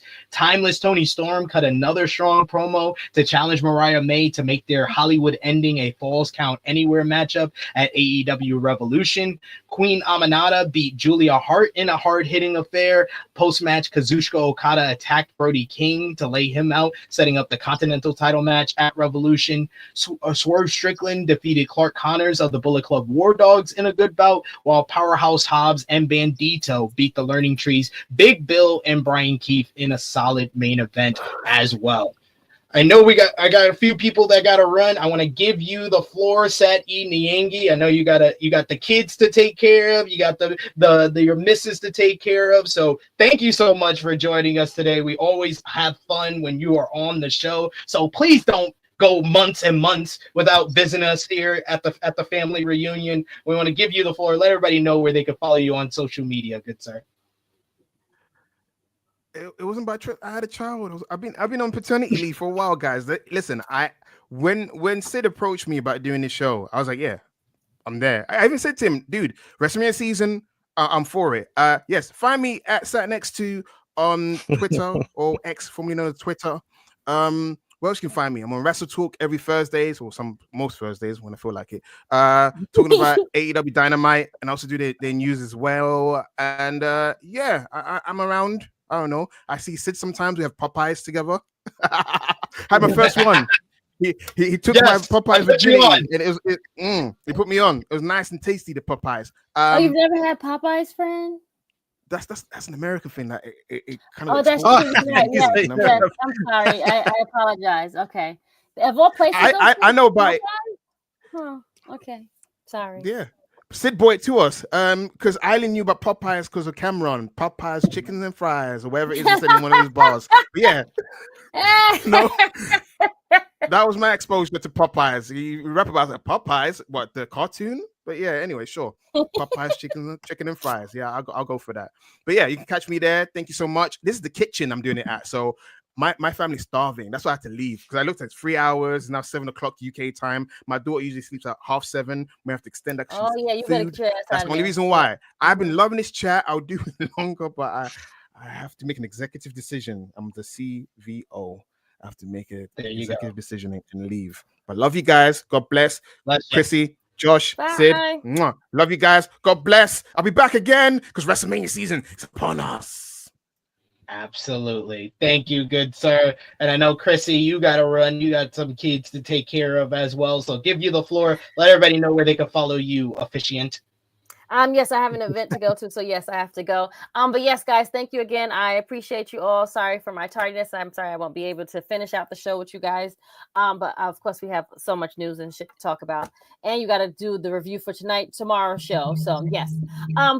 Yes, you can follow me, Krssi Luv _1, Tru Heel Krssi Luv, and just my name. You can follow me anywhere. SP and I will definitely be doing our traders talk probably this week. And yeah. That's about it, guys.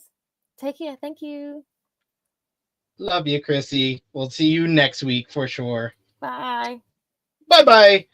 But let's finish off with AEW this week. MJF let us know what he's making from his AEW deal that he signed last year. He won't give specifics about his AEW contract, but he notes that the total value of the deal surpasses $15 million by the time it's done.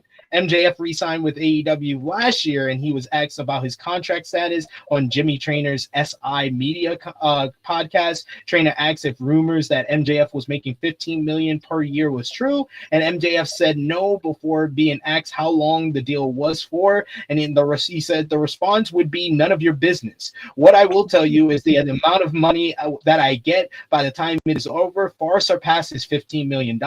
I am making top guy money, whether it be an All Elite Wrestling contract or a WWE contract. I am 28 years old. Every single top talent, top act in professional wrestling besides me is either in their late 30s, late 40s, or early 50s. For the people who are panicked, oh my gosh, am I ever going to get to see MJF outside of All Elite Wrestling? Am I ever going to get to see MJF in this place or that place? The reason I was paid top dollar is because I'm a generational talent. Meanwhile, there is rumors that there's going to be a title unification coming up for AEW. Fightful Select reports that AEW has been considering a unification match for two of the company's single titles, which could happen at All in Texas. According to the report, there have been several pitches over the last several months to unify the Continental and International Championships. At this time, Kazuchika Okada and Konosuke Takeshita are the Continental and International Champions, respectively. However, when asked about the unification match between Okada and Kenny Omega, who faces Takeshita at Revolution, it was noted that there were numerous pitches for this to happen, and there was plenty of credibility given to the idea. Interesting. And then finally, Drake attended WWE Elimination Chamber this past Saturday, which was in his hometown of Toronto. A popular joke on the internet was that Tony Khan should bring in Drake's rap rival Kendrick Lamar to the AEW event, AEW Revolution, tomorrow in Los Angeles. Fightful Select reports that a number of wrestlers and people within AEW actually pitched this idea. It's unknown if anything will come out of it, but it was noted that it would be difficult to pull off. Damn it. I really wanted to see them do that. That would have been the greatest wrestling joke ever. Greatest tribalism ever would be Kendrick Lamar in the crowd for AEW. At least he would have been shown. He would have been shown. He would have gotten the red carpet treatment. Everything. Boo, I wanted to see it. God damn it. But we got ROH TV to finish off the Converse this week. ROH TV featured Blue Panther Jr. and Dark Panther beating Euphoria, Gran Guerrero, and Valentia in a pretty fun trios main event. You had Bandito and Gravity defeated the Infantry in a good matchup, while Thunder Rosa made her return to Ring of Honor by picking up a win over Brittany Brooks. Athena defended the Ring of Honor Women's World Championship in a rock solid matchup against Catalina. That was the opener of the show. So some good stuff from ROH this week. I'm no longer reviewing ROH on Fightful because Tony Khan doesn't care about ROH. So why should I? Just want to put that out there. But let's go over to Japan. Let's go over to Japan, Josh, as New Japan Pro Wrestling had their 53rd anniversary on Thursday. The show featured Hirooki Goto defeating Hiroshi Tanahashi in an excellent main event to retain the IWGP World Heavyweight Championship. Tanahashi has no knees, but he's able to get more emotion out the crowd than people who have 40 knees. Meanwhile, El Desperado beat Francisco Akira in a fantastic bout to retain the IWGP Junior Heavyweight Championship. And finally, El Phantasmo defeated Master Wato in a damn good opener to retain the NJPW World Television Championship. Then this morning, you had night one of the New Japan Cup. You saw Yuya Uemura beating Sanada in a very good matchup. Evil cheated to defeat Yota Tsuji, so he's in line for a global title match. Roye Uyawa beat Chase Owens in a decent match. And finally, Gabe Kidd defeated Ren Narita in an absolutely electric Corgan Hall main event for Uemura, Evo, Uyawa, and Kidd to all advance in the New Japan Cup tournament. Kidd cut a fantastic promo to end the show too, where he said, "Fuck WWE, fuck AEW, I'm all about New Japan Pro Wrestling." Yo, this man is on fire right now. This crowd is treating him like the WWE crowd treated Austin in 1997. He's on a Wrestler of the Year run to start this year. I would have been like, motherfucker, you was just on Collision weeks ago. Fuck you. Fair. That's fair.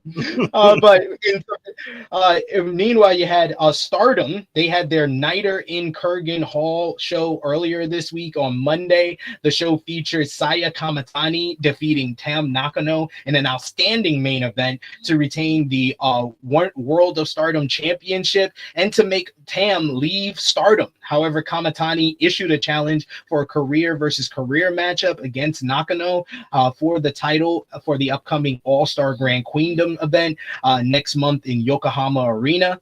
Neo Genesis beat God's Eye in a great trios match as well to retain the Artist of Stardom Championship. So a really damn good week for wrestling over in Japan. New Japan Pro Wrestling also announced that night one of the New Japan Cup was scheduled to happen yesterday, but it got rescheduled due to basically the ring being broken. The ring post was broken, and instead of matches, the show consisted of a talk show segment in front of the live crowd in attendance. In other New Japan Cup news, yeah, it was hilarious. It felt like an inside joke that only the wrestlers were part of. Oh my God. Yo. Yeah, something. In other New Japan Cup news, Hirooki Goto will put his IWGP World Heavyweight Championship on the line against Yuji Nagata on the NJPW's New Japan Cup Tour. That matchup will take place on March 15th during the quarterfinals of the tournament. So Hirooki Goto getting in another title defense even before the winner of the New Japan Cup gets their title opportunity. So finally, to finish off what we missed, you had TNA Impact this week. The show featured the Hardys getting a win over the Colognes via disqualification in the main event after interference from the System. Post-match, Joe Hendry, Elijah, and Leon Slater came out to make the save. After the latest brawl between the two teams, Santino Marella made the announcement that Team Hendry / Hardy will face the Team System 10-man tag at Sacrifice will now be a steel cage matchup. First time they're having a steel cage match in TNA in, I think, like 8-9 years. It's crazy. You also had Elijah defeated Brian Myers. Post-match, the System jumped Elijah until Joe Hendry made the save. Moose and Obafemi had a face-to-face before their Roadblock match. The System got a bunch of security to attack Oba, who fought them off, as well as the System, until Moose hit a big spear to stand tall over his opponent this coming Tuesday. Mike Santana defeated John Schuyler of the Great Hands and then laid out Jason Hodge post-match until Mustafa Ali showed up on the Titantron to reveal he spoke with Anthem management and Santana must take a drug test. Further going in on Santana's former addiction. This led to Santana passing the drug test and also pissing in Ali's coffee. Literally, that's the segment that they did. Masha Slamovich had an in-ring promo and that was interrupted by Cora Jade, and then Masha was attacked by Tessa Blanchard, leading to Lei Ming Ying making the save for the TNA Knockouts World Champion. And the Northern Armory beat Ace Austin and the Rascals in a trios matchup thanks to a distraction from Wesley, Tyreek, and Tyson. And finally, to finish off what we missed, some news from TNA. TNA had a notable departure this week as Hammerstone, in a post on Twitter, announced that he was leaving the promotion after last wrestling for them last month. He said, "I wrestled my last match at TNA at the February tapings and am no longer under contract with the company. Grateful for the opportunities that came my way and excited for what's next." That's a big departure for them. I thought they could have done something with Hammerstone. Hammerstone just has a great look that you would think that WWE would give him a look, right? Yeah, I mean, he did have that match at NXT, so he does have options. He has more options at least compared to like 2 years ago. So TNA, being signed with TNA did help him.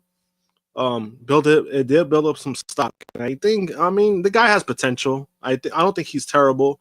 He has potential. I just think he needs to get like a real chance to show what he could really do. I agree there. I had a couple of comments here we got to get to. Got a couple of super chat donations. Thank you so much to the good brother Vala B. Thank you so much, good sir. He says, a shooter is totally turning. He wasn't in the unification pick of the Chaos and Hontai to end the 53rd anniversary. That is a good point, and I think that is kind of what Sanal was teasing when we did our New Japan Cup preview earlier this week. Do you think that Shota Umino will turn heel in the New Japan Cup tournament this year? He should. It's getting to that point already where it's like should probably pull the trigger sooner or later. sooner than later. So I think that's a good. I think that would be during that. I think that would be the right move. And then we got another super chat donation from our good sir, Vala B. Thank you so much, Vala B, for the support. He says Nagata versus Goto match is in the middle of the tour because it's the last show in the Dolphins arena ever. And they're going to build a new one. Oh, so thank you for that tidbit of information, because I was wondering why they announced it for the quarterfinals of the New Japan Cup tournament and didn't place the championship matchup on the final show. So yeah, I did hear. I heard something about like a last thing. I wasn't too sure, but that basically cleared it up. I did hear something about that. Yeah, thank you for that information, Wallaby. We always appreciate you with your knowledge, good sir, in the chat. But we've made it to Krssi Luv's favorite part of the show, and she's not even around for it. But we've made it to match of the week, moment of the week, and of course, best and worst of the week. Josh, who was your best? Who had the best week? Who had the worst week this week? Best week. Bless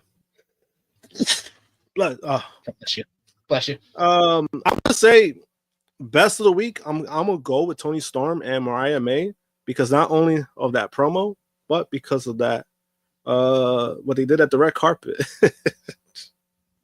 True. That is good. That is true. My best of the week, I'm gonna go with John Cena and Io Sky. John Cena for the great heel turn, but going viral, and of course Io Sky because she got her ticket to WrestleMania. Worst of the week, Josh. Worst of the week. Damn. Is there? Jade Cargill. Unfortunately. Gotta agree with you. Yeah, it's Jade Cargill. It's Jade Cargill. We can agree on that one. Yeah, she's the worst of the week. Moment of the week is easy. It's Cena's heel turn.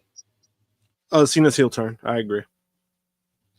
And matches of the week, yeah, you know me. I got 10.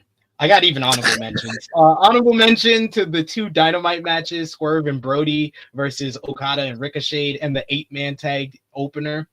Number 10, I got Neo Genesis versus God's Eye from the Stardom one-nighter in Kurgan show. Number 9, I got FTR versus Undisputed Kingdom from Collision last Saturday. Number 8, Io versus Rhea from Monday Night Raw. Number 7, Goto versus Tanahashi from the 53rd anniversary. Number 6, Gabe Kidd versus Ren Narita from New Japan Cup Day 1 this morning. El Desperado versus Francisco Akira from the 53rd anniversary at number 5.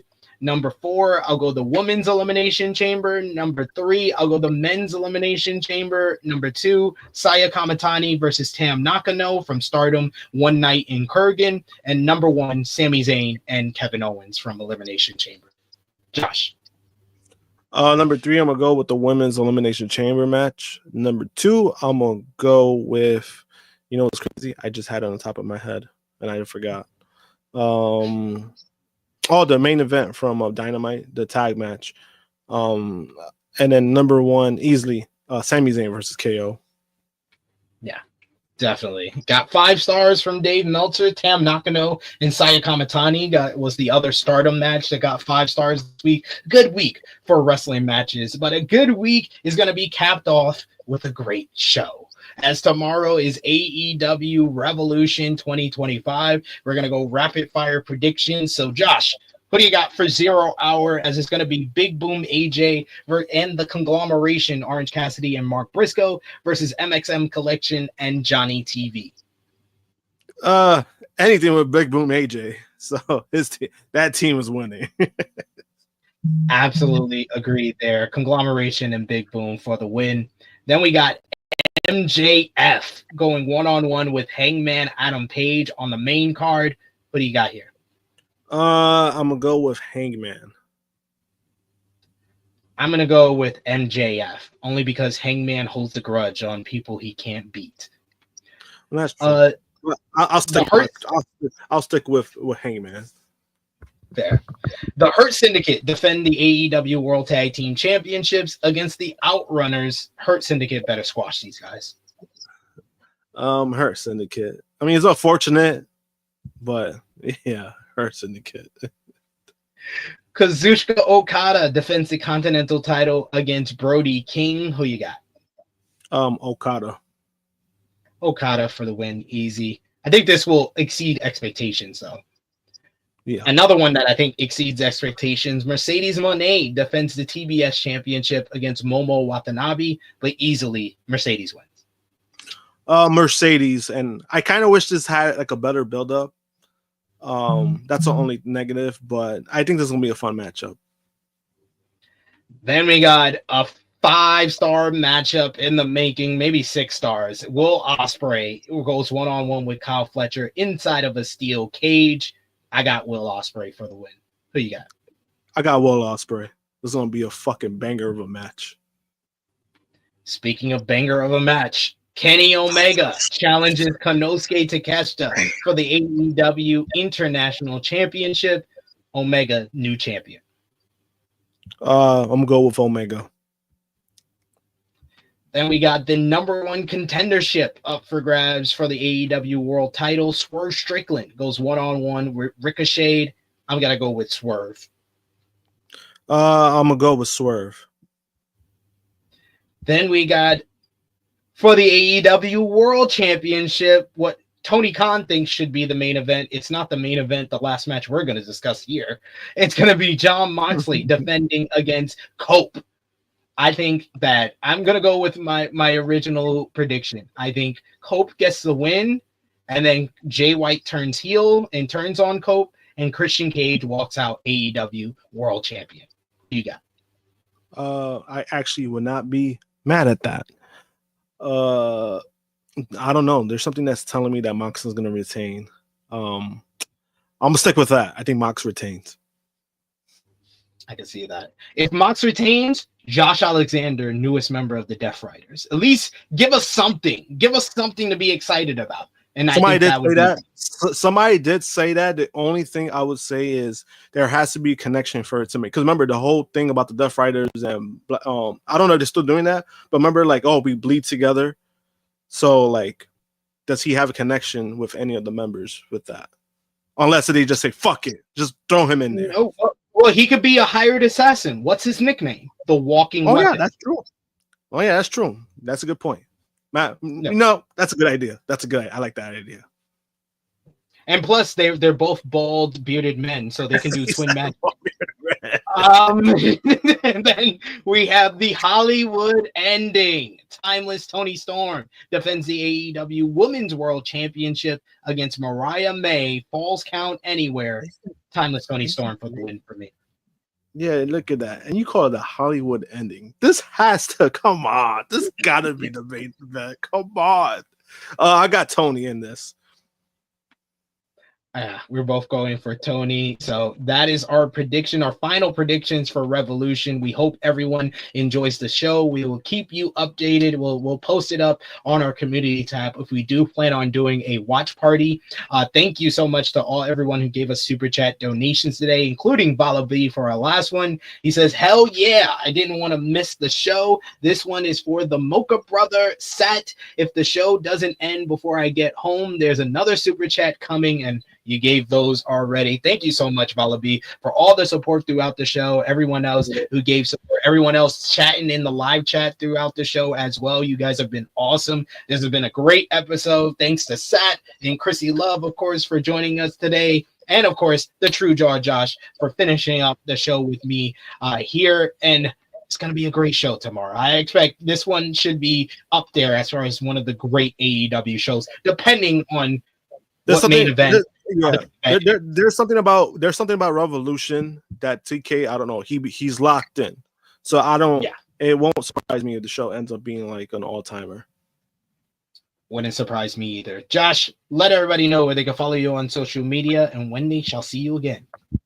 I'll be you follow me on Instagram, jmpunk321, and I'll be back next weekend for THH 320, right? I think we're at 320, so I'll be back for that. So I'll be on for the rest of the month because I don't think I got anything going on Saturday.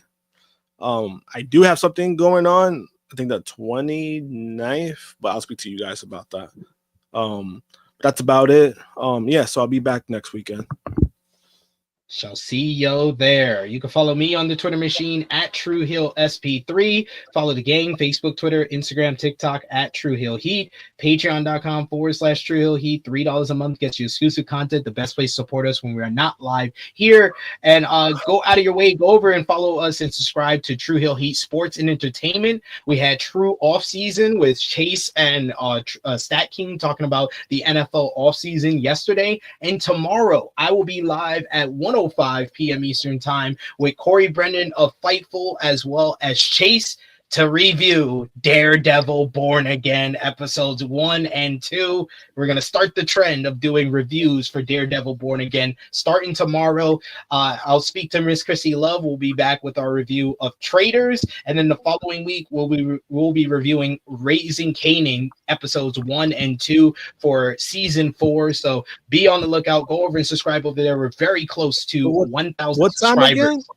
What time again for Daredevil? 105 tomorrow. Let me know. Just let me know. Ponder it. Actually, no, wait. I wouldn't be on. Wait, I can't. I'm out. I forgot. Because you know why, right? So you want to know why, right? Because I'm meeting from Daredevil, Vincent. I forgot. I never know how to say his last name. The one that plays Kingpin. Vincent D'Onofrio. Vincent D'Onofrio. Yeah, Vincent D'Onofrio. I'm actually meeting him tomorrow. So that's kind of funny how everything ties in anyway. Like I'm missing it because I'm meeting somebody from Daredevil. Well, we'll be doing it on Sundays. Probably that'll be the trend, except for when there's a Saturday pay-per-view. We'll be doing Sundays for a Daredevil Born Again review. So you'll have your chance. Episode 3, 4, 5. We got 9 episodes to get through, so they'll have plenty. Yeah. But join us for that tomorrow. I will see you back here on the main channel live on Monday for our AEW Revolution review with Jimmy Macaram and Jay News. So see you for there. But for the Tru Draw Josh, for Sat, for Baby Seth, our producer, for Miss Krssi Luv, it is me, your Tru Heel Phenom SP3. This has been Tru Heel Heat 319. We seen it, Cena, it coming. We are signing off until next time.